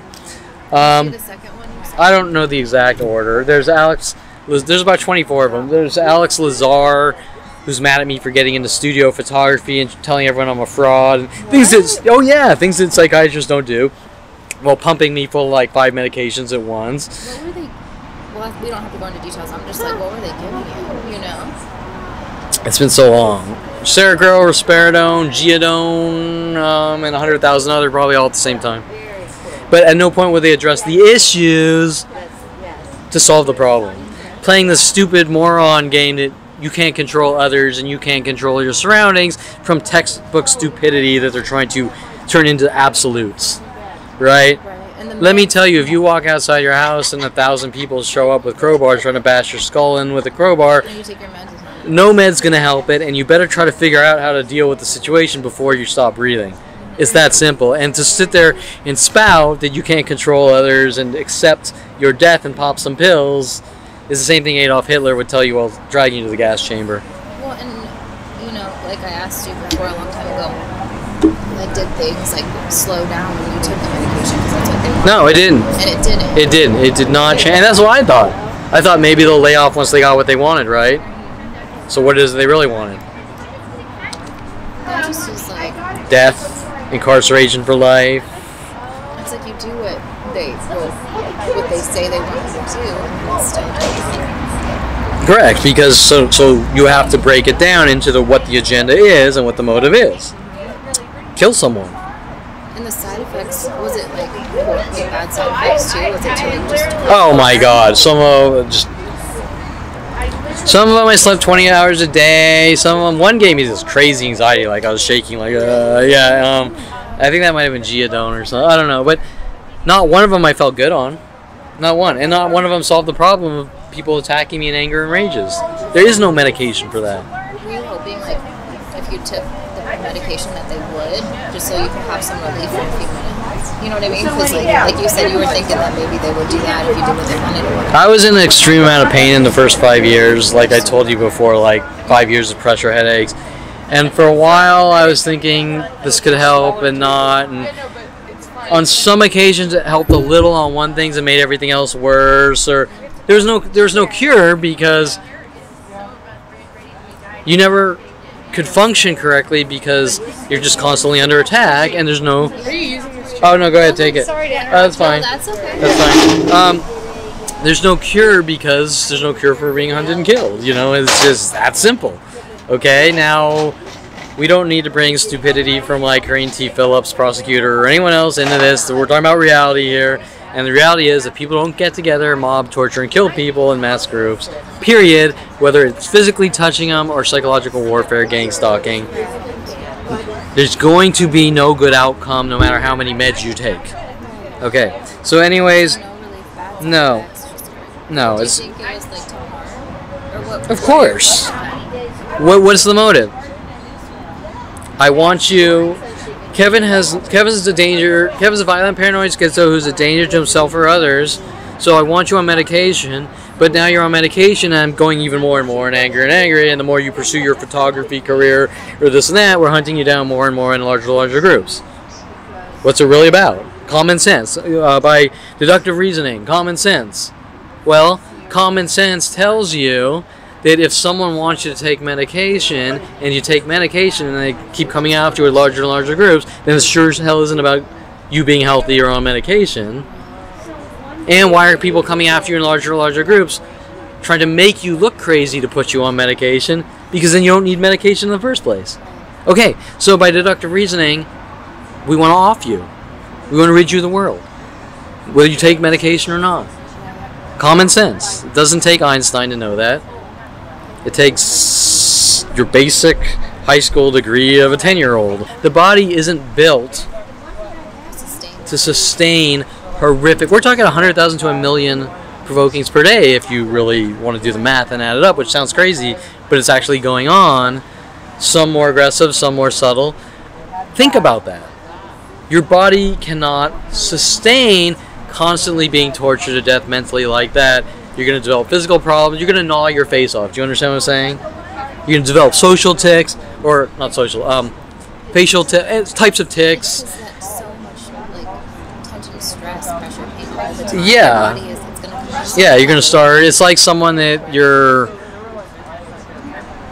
If you had 100,000 people whistle at some guy per day, he'd probably chew his face off. Do you understand?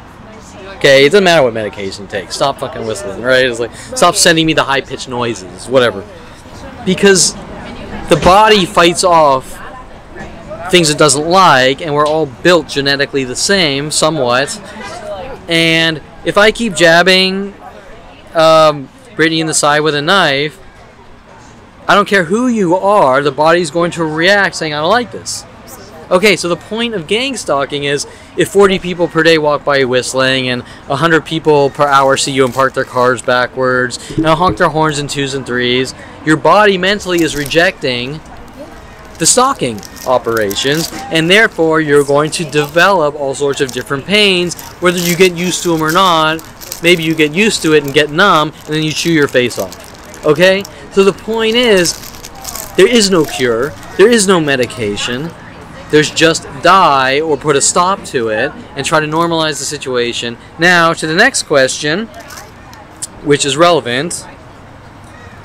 The psychology community also wants me to tell you things that have been done to me, or how I feel, or my reactions, so they can try to say I did it to myself, I'm crazy, to try to cover up their crimes and figure out ways to lock me in jail cells or mental institutions, incarcerate me for life, make me look like a public nuisance, someone who doesn't fit in society or shouldn't be in society. You mentioned that before. Correct? How your mom So, said that you have to tell everything. so, and not to put you on the fence, what they want you to do is ask me the questions you just asked me, not trying to be mean, No, it's okay. and then you to go, these things aren't happening, and Kevin is crazy and he needs to be institutionalized. Do you understand? Yeah, I do understand what you're saying. Okay? No, I just was talking about your mom. But that's my point, is the entire operation since 5 years old is to say, Kevin, you have a problem, and so we need to put you in a mental institution. Okay? So now we're going to create the problem, and lie, you're imagining it, so you need to be put in a mental institution with my brother running around saying, Kevin, you have a problem. Do you understand? Okay? So the entire reasoning is eradication, and the entire reasoning, this is a more direct example. If I keep running up, slicing on you with a knife from behind every day, and then I run up to you and say, you just developed a rare disease of bleeding to death, so we need to put you in a hospital or mental institution, and you shouldn't be running around the streets because hospitals aren't healthy, or being out in public isn't healthy for you because you keep bleeding to death, is the same direct analogy as gang stalking. Example. Every time you go to coffee shops, mass groups come into coffee shops stalking you, and you're getting angrier and angrier, and you're deviating from normal life and getting things accomplished, and then like your friends like Tom Farley will lie and say, well, Kevin, if coffee shops are such a burden to you, why do you go? You're crazy. You're crazy, you have OCD, blah, blah, blah. Well, I have tons of lawyers making up the same lies. But it doesn't matter if someone's doing these things to you, you still suffer from this. It does matter. That's the entire point. It's like if these things were not happening to you, then you wouldn't fight. Correct. If I'm walking around punching random people, for no reason, then I'm probably a violent paranoid schizo. If every teacher I have says, Kevin, punch that student, I'm not a violent paranoid schizo. And let's say after 47 years, I punch someone, even though I haven't, they got what they wanted after 47 years. See, Kevin's a violent paranoid schizo because he punched someone and it doesn't matter that he was provoked. Sure it does. Right. You're saying that you're making this up, blah, blah, blah. Why on earth would anybody make this up intentionally on purpose and live the way that you have to live now? Well, You know? well, Corinne T. Phillips and with their worldwide groups that don't know me supposedly say it's about making money. On the stand, Corinne T. Phillips, Kevin, is your website about making money? That's like what. Are you joking? Thank you. Wait. Say it again. I said, are you kidding? I looked at Corinne T. Phillips on the stand. By the way, I shouldn't have been on the stand, so you might want to ask Seymour Amster why he wanted me on the stand so bad, even though he's trying to lie and say that I wanted to be on the stand. I looked at Corinne T. Phillips and I was like, I don't see how that's possible. Well, pop-up ads? Pop-up ads. That's their only way they can... What's that? You know how sometimes you go to a website and a little pop-up window like, hey, go buy this or something. No. You're not going to go... So am I going to make like $100 a year on pop-up ads? And I'm going to buy my mansion, my $1 million mansion with pop-up ads I make under... Yeah. Yeah, all day and I have to pass out cards on cars parked backwards, something like 5,000 a day, while trying to go to a simple place somewhere down in LA or whatever, and I get deviated from any type of normal life, and they try to make it like, hey, this is the life you want, and you're trying to make money. It's like, are you kidding me?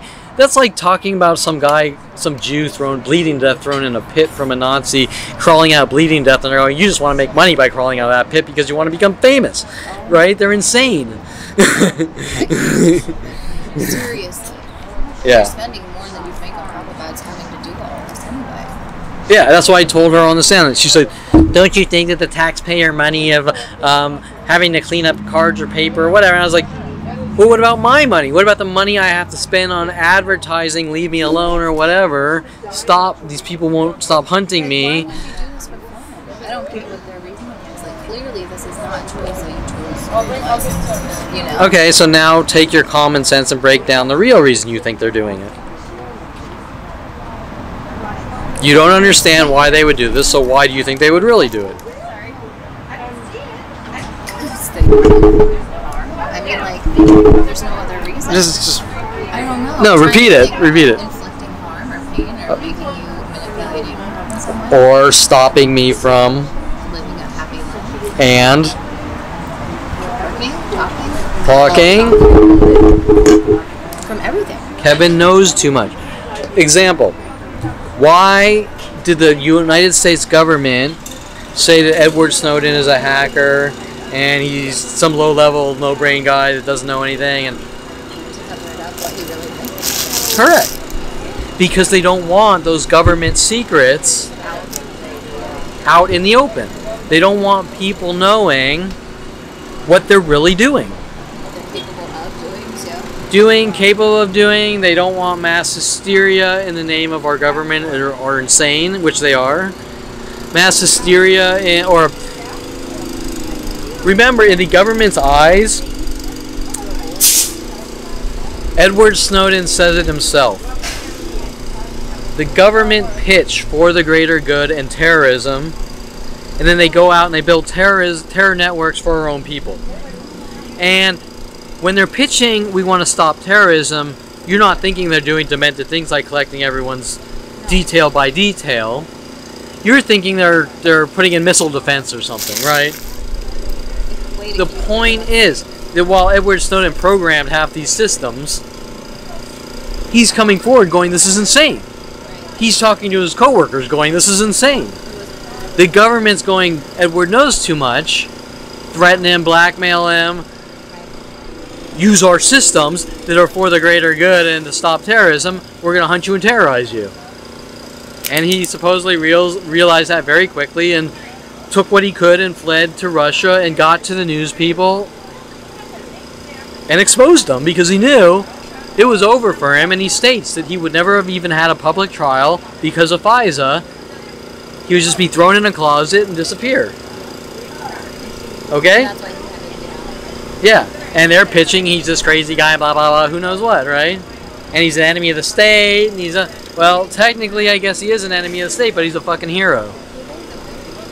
What? How were they able to release that movie? Well, the press released the information before the movie. Oh, you mean the biography movie? Yeah. I mean, Because it's your First Amendment freedom of speech. But I mean, like, I'm surprised that they allowed it to be released, you know what I mean? Or maybe Well, they can't stop it. It's public information. Example. Okay, let me explain it. Edward Snowden is bound by a government contract saying he cannot divulge any government information. Oh, but once it's out, then everybody... Also, on that note, I'm not a government employee. I'm the example of what Snowden came forward about. I'm not bound by any contract. I have the First Amendment freedom of speech, even though they won't let me talk, which makes their crime much bigger. And me, I've done nothing wrong. Edward Snowden has committed a government-level, high-level crime on paperwork by doing the right thing. He's a hero. He sacrificed his life. But the press has not signed a contract. Edward Snowden signed a contract. Right. Edward Snowden releases the information to the press. The press televises it. Edward Snowden is out of the country. He's protected by international law, but he can never come back to the country. What is it called when they're protected? I don't remember the terms of... Oh my gosh. Oh, granted, yeah, I don't know. But anyways, the point is that he's not going to come near the U.S. anymore because the high-level government people who believe in things like the ends justifies the means and will kill 100 billion people to get what we want are going to come after him as an enemy of the state. Okay? Kevin Perlman does not fit that criteria. He's some average private schmo that woke up finding out that he's involved in these operations. He's a target of these operations. Does that make sense? So the point is that they want me to go to a psychiatrist and say, I'm crazy and I see things that aren't there and I'm in horrible pain, and they're going to say you're crazy and you're a danger to yourself or others, so now we want to put you in a mental institution. Here's the thing about that. If you're a danger to yourself or others, there has to be like evidence of that, and you've never been violent, you've never been anything like that, and it's always a threat to other people or yourself. So they have grounds. They don't have grounds, but remember there's a difference between the truth and what people say and the people that have the power to do something like arrest you or throw you in courtrooms with lying judges paid off jurors. Do you understand? So the reality is not about right or wrong. The reality is about power and abuse of power. And how do we fight against abuse of power? That's one method, and that it's a complex question and it's a complex situation, and I can't answer. I don't have all the answers, but the first step is freedom of speech and getting out the truth. And just a side note, like, if you were a danger to yourself or others, I could only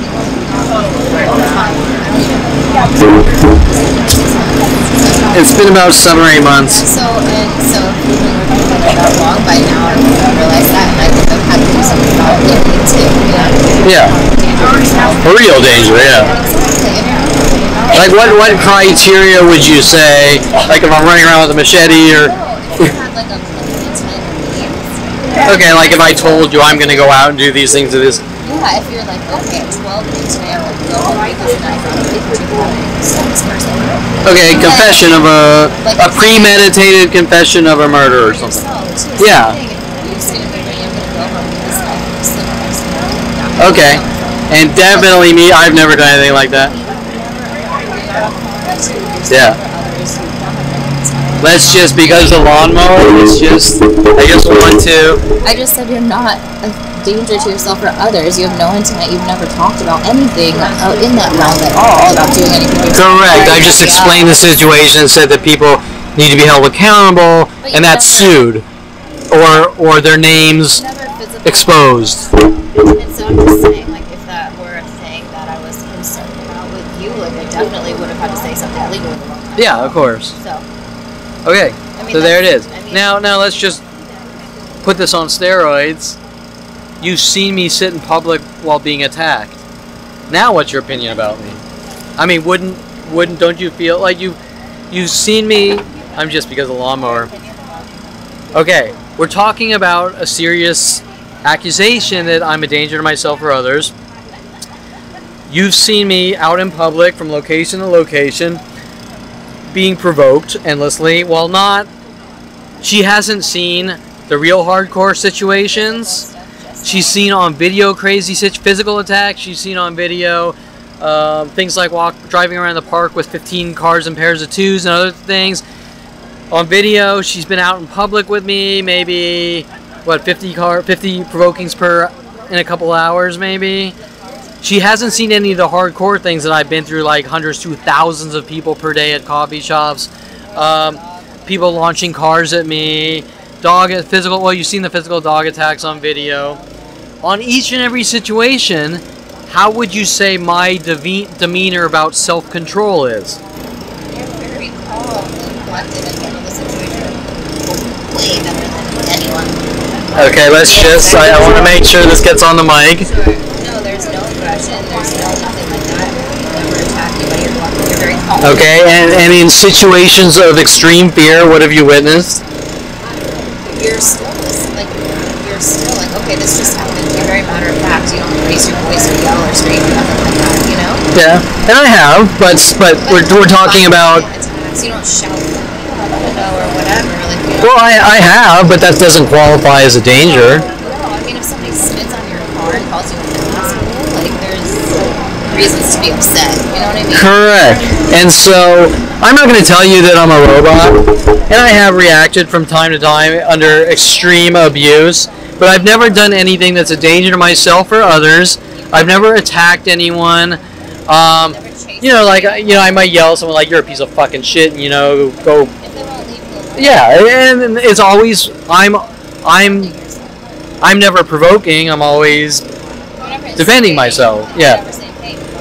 Correct. Let's throw it out. Like, no, you're not gonna do that. Like, out of nowhere, if somebody's provoking you or trying to harass you, you gotta defend yourself. Yeah. You're never like. And every situation I pretty much walked away from, except for the things that don't count, like where I work, which you couldn't anyways. But that's not the same literal as someone attacking you. You know what I'm saying?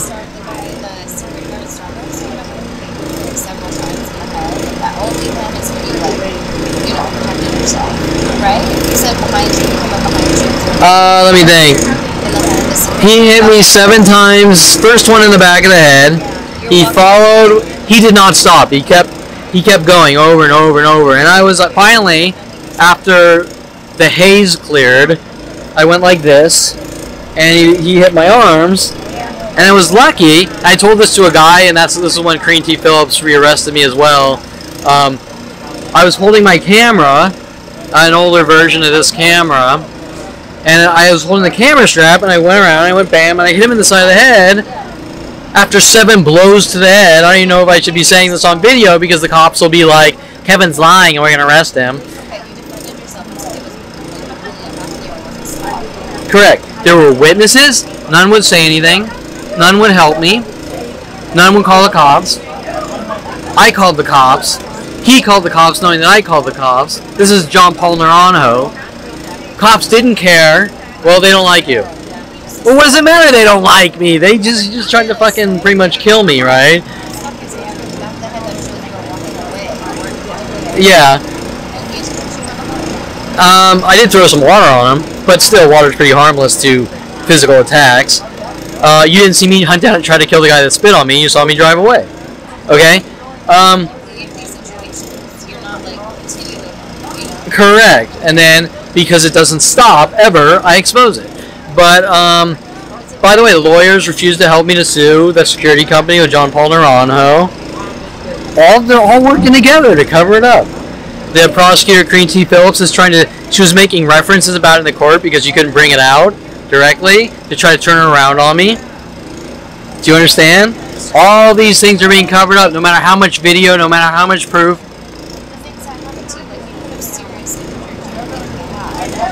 Yeah, I was lucky. I was lucky I stopped him. And I'm not really a fighting type person. That's probably the only real fight I've ever been in where I actually had to throw punches back and defend my... Oh, that and Bailey Bernard, but Bailey Bernard was after. That's the guy that followed me home, and he was putting his shoulder in me. He was screaming at the top of his voice. I can't use my... Kevin, why do you do this? Kevin, why do you do that? Well, his elbow is like this, and I'm trying to walk away from him for about 30 or 40 yards. Kevin, do you live here? And I said, yeah, you know I live here in the rest of the world because you're stalking me in groups, this and that. He throws his body against the fence so I can't... I put the key in the gate, he hits my hand out, hits the keys out of my hand. You don't think this guy has already assault and battered me like 100 times over? Cops don't care. So then I throw a punch because my life's at stake. Okay, what would you do? Let's. Okay, would you sit there and sing him songs and ask him about his family? But you're past that, right? You're way past that. Yeah. Yeah. Yeah. Now remember, my father with Mike Huntley, while sending these people after me, paying them off or whatever, are saying, Kevin, you're not allowed to defend yourself. Why? Something just... Was that your phone? Did you shut off? I think no, the paper just flipped up. It said, well, it was like a DVD. Oh, no, that was probably not. Okay, so why do you think I wouldn't be allowed to defend myself? They don't want you to defend I don't. It's not what you're saying. Brittany, a car's flying at you and the guy wants to run you over, you know? You're not allowed to defend yourself. So you want me to... Correct. Correct. Don't jump out of the way. Don't throw any rocks at the guy running you down. Don't do anything, right? Just die. You're like, no. That's not... It's like a human nature to, like, survive. It's a human nature. There's also an us, you versus them scenario where if you call the cops, they might be there in a couple hours, but that's way too late because this event is less than 1 minute.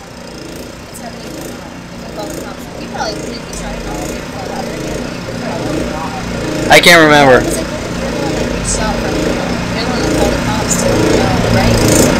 Yeah, but what they do is I call the cops, then he calls the cops to try to cover it up, just like John Paul Naranjo.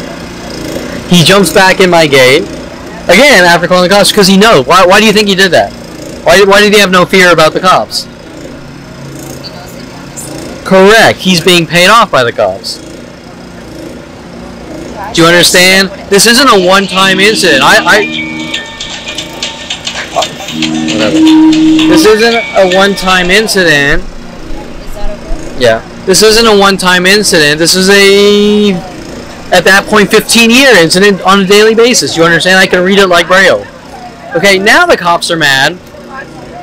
Kevin, why didn't you wait for us, which is going to take 2 hours? And why did you drive down to the police station? Okay, think about that from a psychology or human safety.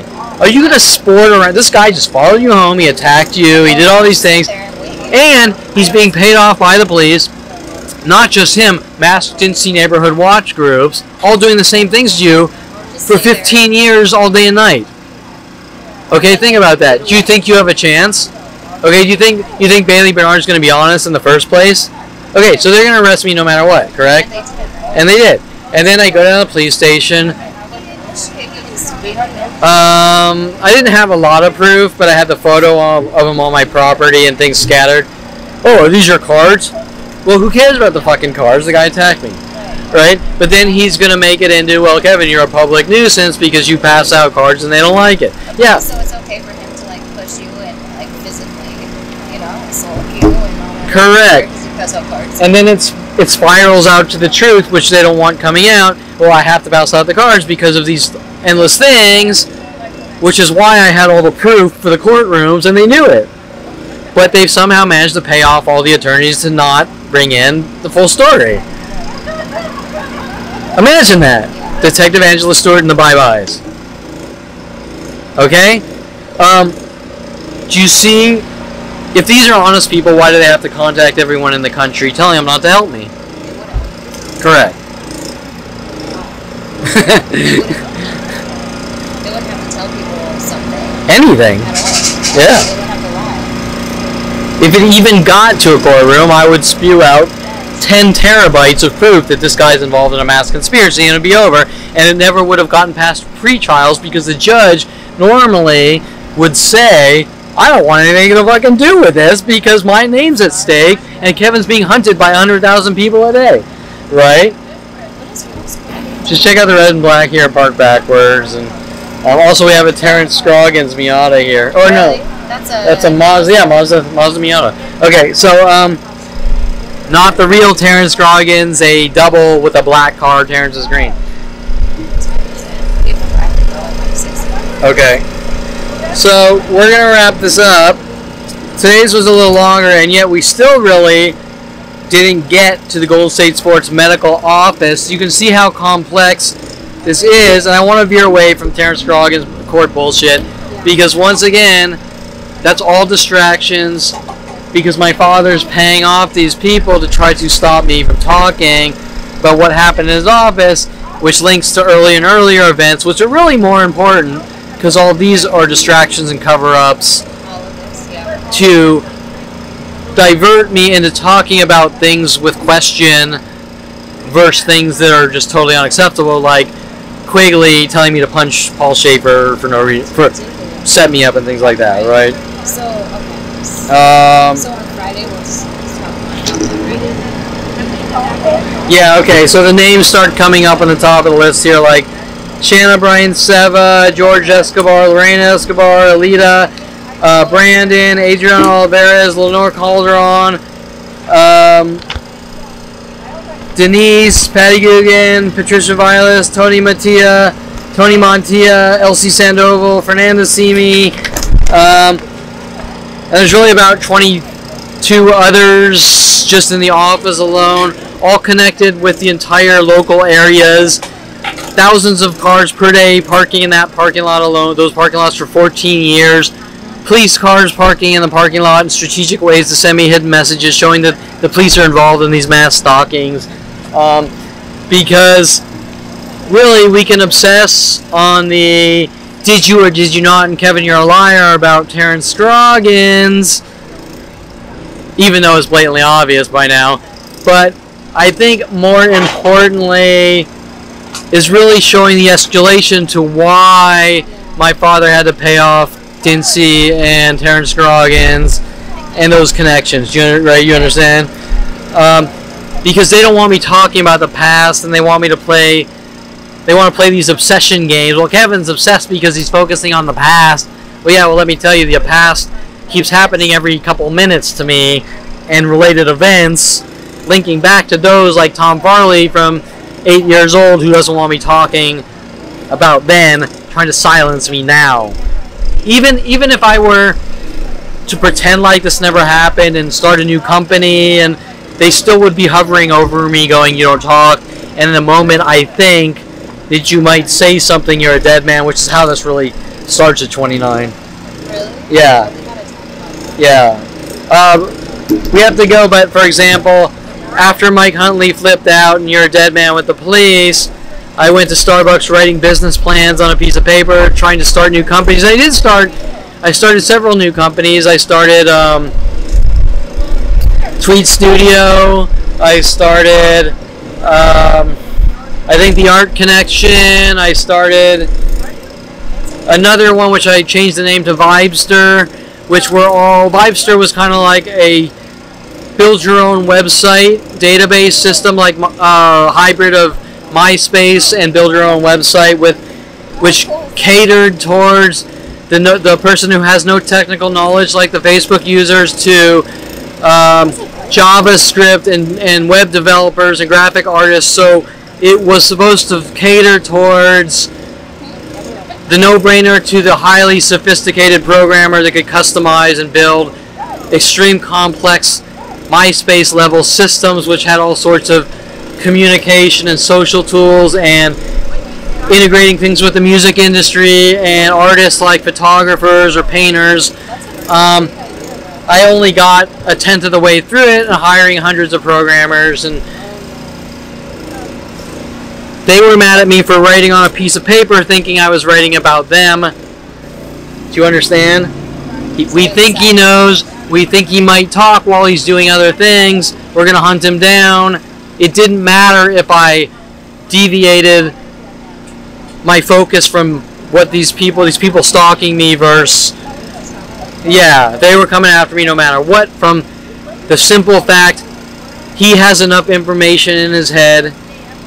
We're going to exterminate him with the police and government. Yeah. So, no, and I still can't. Yeah. Those are all like great ideas of building all these. Yeah, these weren't small websites. These are websites that required 10 to 40 programmers and across multiple years of development. And my father would play these games like, you're crazy and you have OCD because you can't just hire one programmer. Just hire one programmer. How would that work out? Right? For something that large? Correct, it wouldn't. And they always have some cover-up excuse. Well, you demand extreme and you things that don't make sense. In today's internet reality, you have to do something larger. You're not going to survive. You have to do something different or you're not going to survive. It's going to take a lot of work, just like Mark Zuckerberg. He started by himself, but instantly started hiring people, moving into houses, hiring programmers. Right, that's what you need to do. Right? You got to do what it takes to make it happen. And when you have crazies following you around saying you hired more than one programmer, so you have OCD, and we're going to stop you because you're a danger to yourself or others, it's not about psychology. It's about stopping you from succeeding in life. And then it would skip with my father asking weird copyright questions about music and trying to figure out ways that I'm going to destroy my own life or weird things like this, right? Before it ever happens, like everything else. Okay, so that's it. Looks like it's about 2.5 hours, maybe longer. What time is it? 1? I got my 10, watch. 3. Yeah. Okay, so it's 3. I don't know what time. Whatever. Who cares? Okay, so next time we still haven't really gotten where we need to get, but next time, okay. So that's it. Bye for now. Oh, and by the way, there wasn't a super lot of the stranger stalking. There was a few things, but not really. Like before. And that fluctuates. So anyways, okay, so there it is.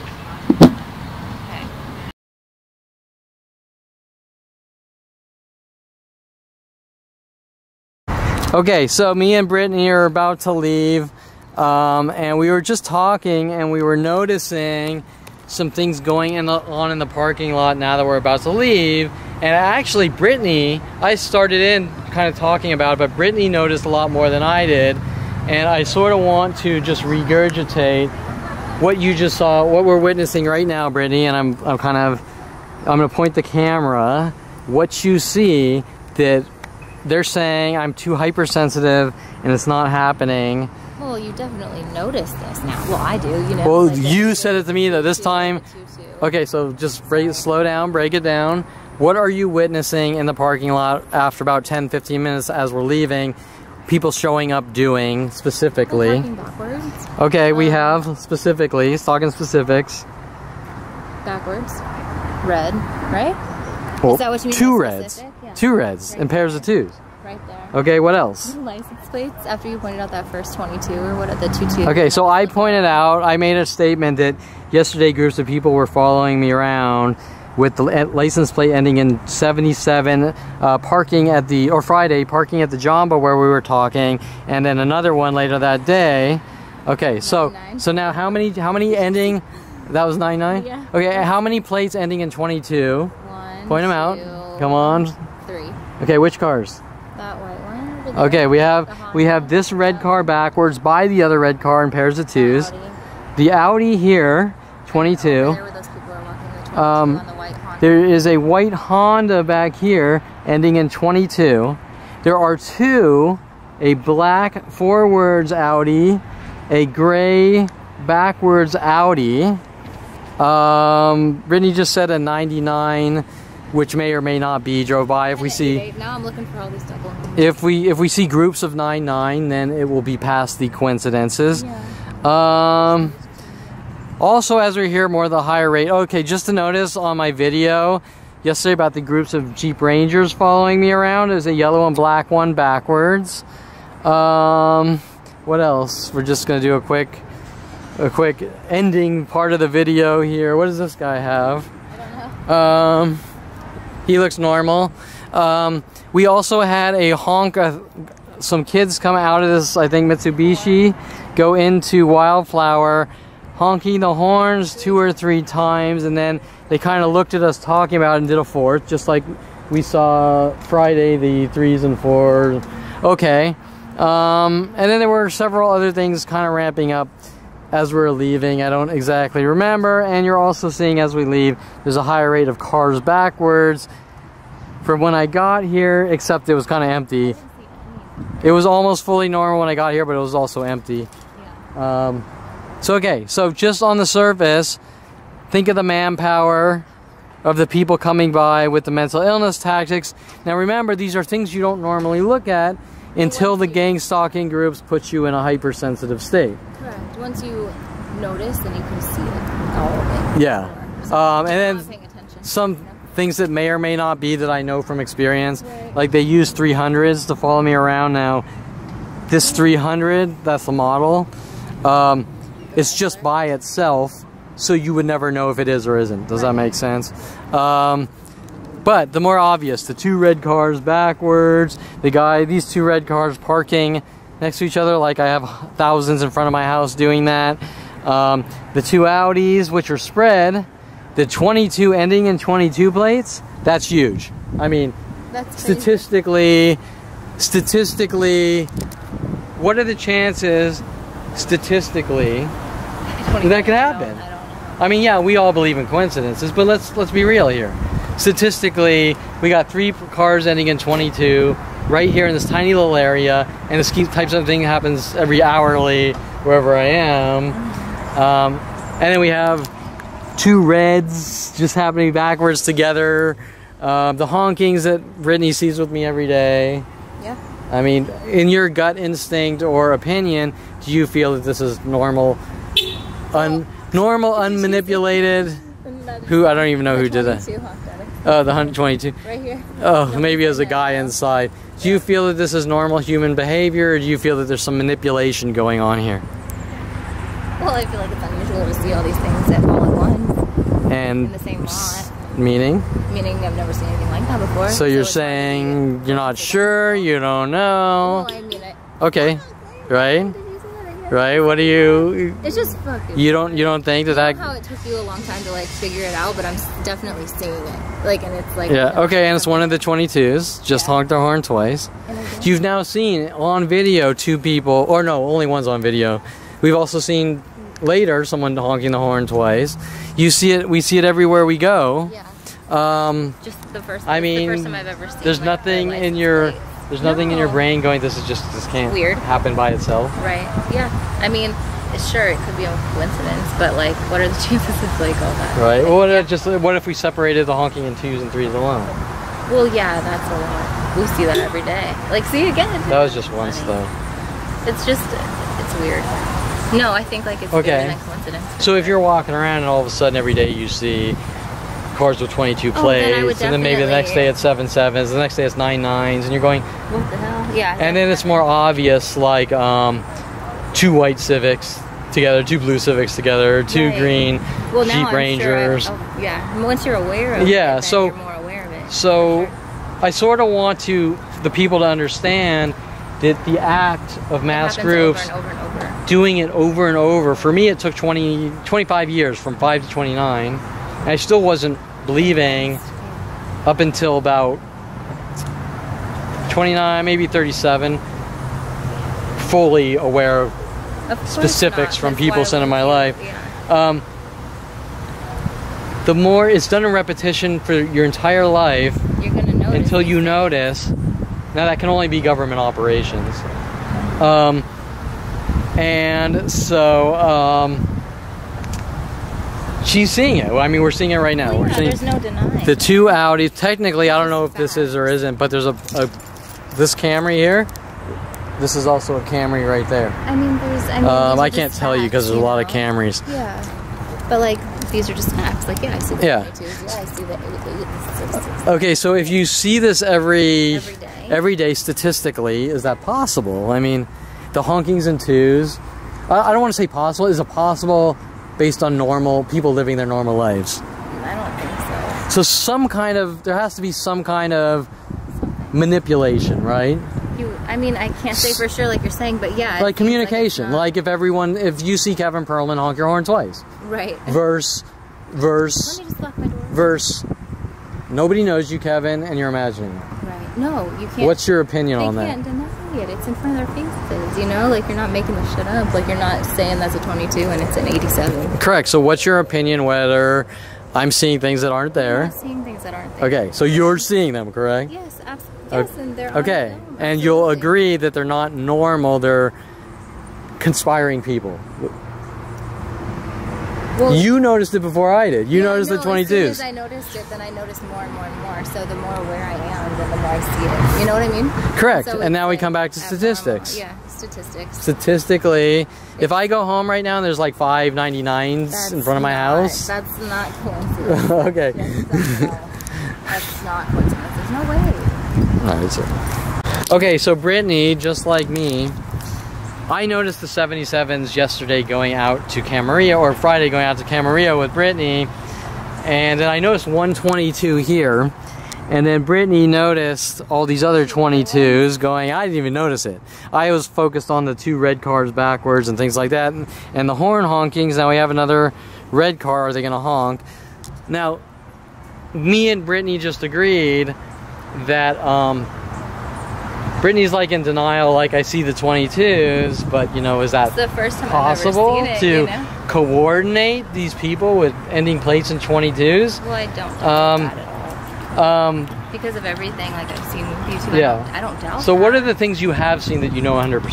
Oh, well, all the honkings and the people showing up in patterns and all that. Okay, so you agree that that was while we can debate on the 22s, that the clothing patterns, and the what was it? Oh, the cars backwards, the pairs of 2s, the honking in 2s and 3s or more, right, are way out of the norm of how people normally behave. Way out of the norm anything I've ever seen. And that it's showing a conspiracy of communication among strangers based on something that they're being notified to do something for some reason, correct? I mean, yeah. Right? It's like a flash mob. Right. You know, when everybody is like outside, nobody is aware that they're all supposed to get together or whatever, and then they all come together and like dance. Does that make sense? No, but they have to be aware. Listen. No, that's what I'm saying. They communicate about it, but nobody else knows that they did. Well, like, listen, look at the circles. I mean, that was the next question. I actually have this in my notes and we didn't get to it. If everywhere I go, stranger after stranger is honking their horns 2 or 3 times, right, that means there's some kind of mass communication saying everyone, that's what I was wherever you go, or everyone worldwide, honk your horn 2 or 3 times. Right. And my next question in my notes is, if everyone's told to honk their horn 2 or 3 times, and I'll leave out the fact that this starts the next day after I accidentally honked my horn 2 times, then doesn't it have to be directed at something or someone? Example, if everyone's told everyone just honk your horns 2 or 3 times for no reason, they're gonna be like, what the fuck are you talking about? But if you say there's a reason behind it, you mean, then people correct. are more likely to do it. Let me give you an example. At a concert, at a concert, we all used to go to concerts and hold up our lighters on a universal language to show respect for the artists. Like now they use their cell phones. I'm just gonna circle so I can pull it down. Yeah. Okay. Okay. Yeah, you're right. So if people are all told worldwide,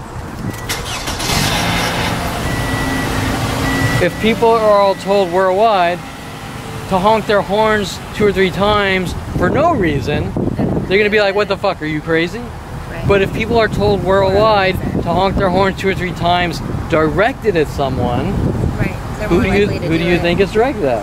Right. I mean, it's got to be directed at someone, right? Well, clearly, like you. Okay, there you go. Because You know, why? Okay, so now we want to go to the next question. Why is it Kevin Perlman? How do we know that? Because these guilts, so I'm going to call them guilts. Yeah. These mimics, these guilts. Kevin tapped his foot by Aubrey Fisher. 6 years after that, people were why we're tapping. Kevin honked his horn twice, worldwide instantly. Now do this for the rest of his life. And this goes from thing to thing. Kevin parked backwards. Kevin put one foot on, or put his feet on a chair at a coffee shop. Every coffee shop in the world, Kevin someone likes sees me, wearing puts his feet up on a chair. Green shirts. Kevin wears green shirt. Kevin thinks he's in the military. Everyone follow Kevin with green shirts and camos. Okay? They're all reactions instantly to one of my normal behaviors, which they say are crazy behaviors. And then they say, Kevin, you're making us do this to you because you're ruining our lives. By wearing a green shirt. Correct. Now we saw the horn honking note, or the note, is Kevin, it's your alarm, fix your alarm. Right. That's the cover up. You're doing this to us. Right. Making you, yeah. So. That's crazy. Okay, so this guy is in a green and black 2 that just got in the Audi with the 22 plate, and there was another guy standing around in green and black. Okay, so my point is,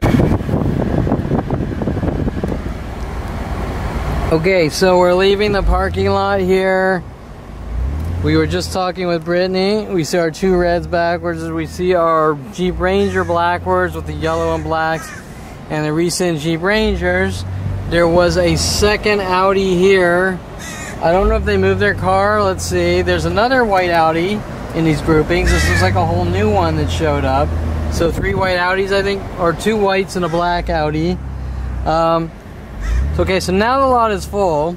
When we got here, most cars were forward, but the lot was empty. So let's sort of video and document what's going on in the parking lot of things that are, aren't, may or may not be. Based on people strategically following me here to create mental illness. As we left, we noticed tons of things. So far, the only things I noticed were down by the restaurant or coffee shop. I don't see any of the patterns around here. Most of these look pretty random. Most of them are forward. There are a lot higher rate of backwards, which makes sense. But remember, most of the ones that are backwards are directed to me, whether they're in groupings or not. That's why most of these are forwards.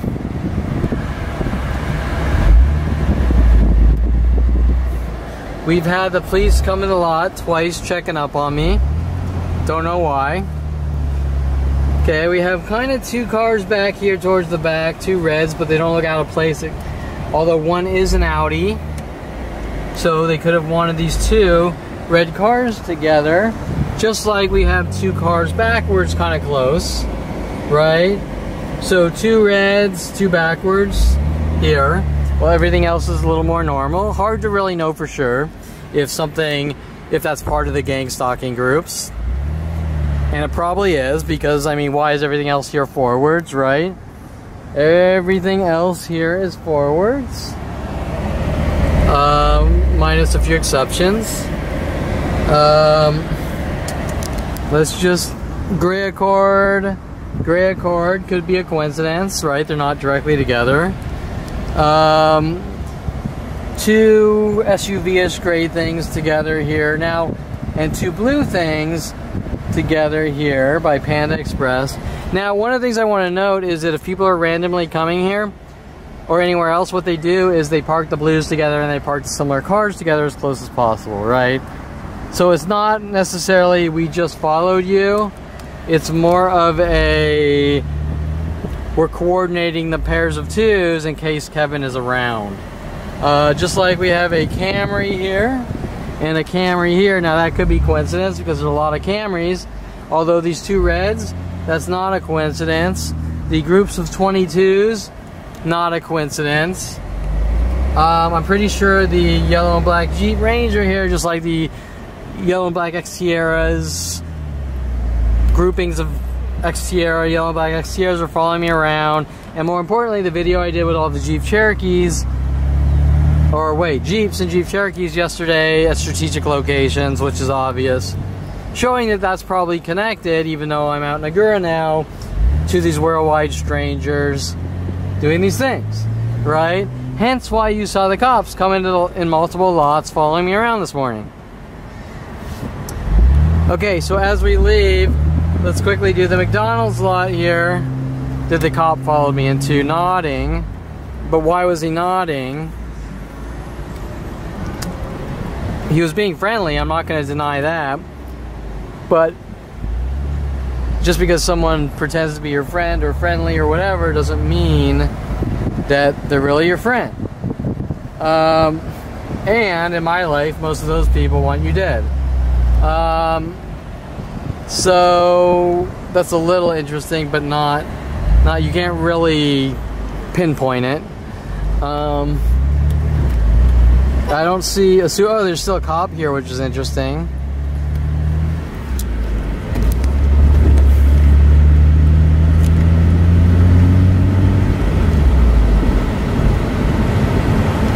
And it's a female cop. I don't know why the cop is living at the Starbucks or the McDonald's.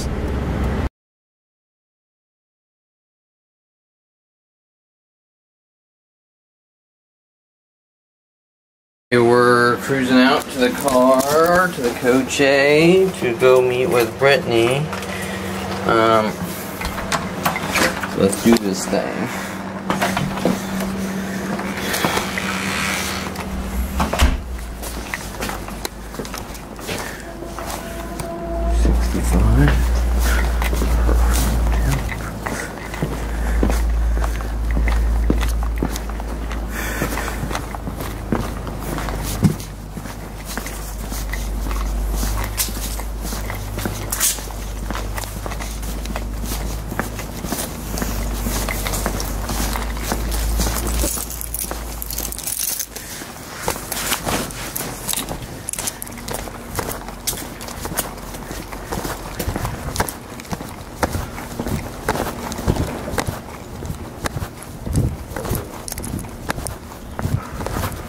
Morning. Come here, baby. No. How's it going? It's morning.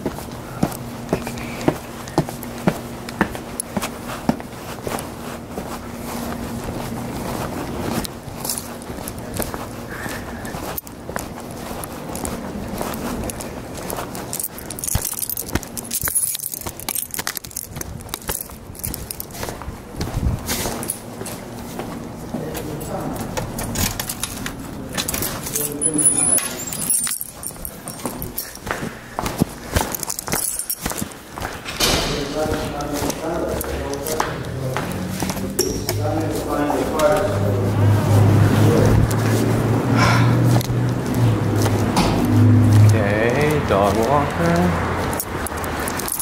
We are two BMWs together from yesterday. We have a gray Accord here.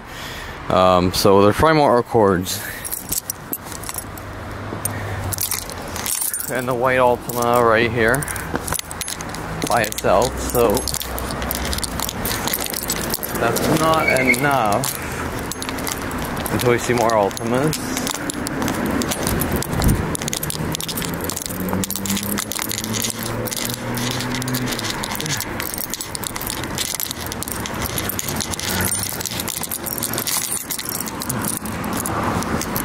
A lot of times, believe it or not, they do the moving trucks here to hint that they want me to move, believe it or not. Now someone's put something on my car window. Gee, coincidence. Or gee, what do you think? Especially after yesterday, them tearing off the bumper sticker.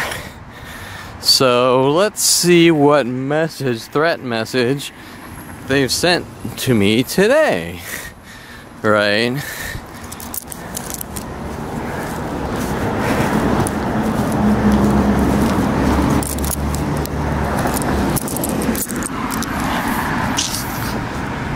Today, it's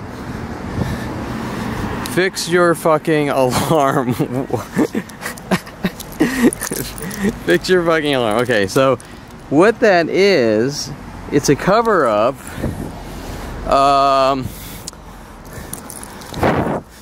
It's a cover-up. I get out of my car about a year ago. I accidentally pushed the alarm button more than once. Worldwide for a year, probably longer. People told worldwide. Ow. People told worldwide to honk their horns in 2s and 3s.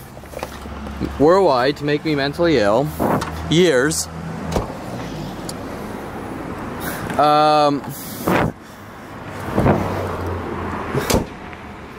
And then, after years of trying to torture and kill me, of things that nobody could care less about, someone puts better check for other damages, or damages, I should say. So everyone worldwide tries to make me mentally and kill me because someone doesn't like me honking my horn, right? Now the cover up here, which doesn't make any sense, so you know the guy's a fucking loon and a murderer. Fix your fucking alarm with 3 exclamation points, actually taped, right? Yes, taped to the window, and showing that that's somehow supposed to be a cover-up. Now here we can see some spit. It looks a little older. Some spit. So also, if you want to break the situation apart, while the guy is spitting on my car and taping signs like you farted wrong and don't do it again and this and that, he's thinking in his head or something that that's going to cover up their mass crime spree against me, if that makes sense. Okay, so now I'm on my way to go see Brittany. I don't see any other damages. 2 days in a row, yesterday pulling the bumper sticker off my other car because they're angry about political statements about people stalking with NSA tools. And so then this, right, fix your fucking alarm, as if the alarm is somehow ruining everyone's life. And when they put fix your alarm, they're not referring to an alarm that's going off all day and night, 24/7. They're talking about one time, like a year and a half ago or whatever, I pushed the alarm. Here, let's see if I can do it right now. I did that. Okay, so that is what he's referring to. And they've done that worldwide now for, let's just say 1.5 years. I'm not exactly sure. Everywhere I go worldwide, we've had this conversation with Brittany, I believe last week and ongoing. And the cover-up is fix your alarm.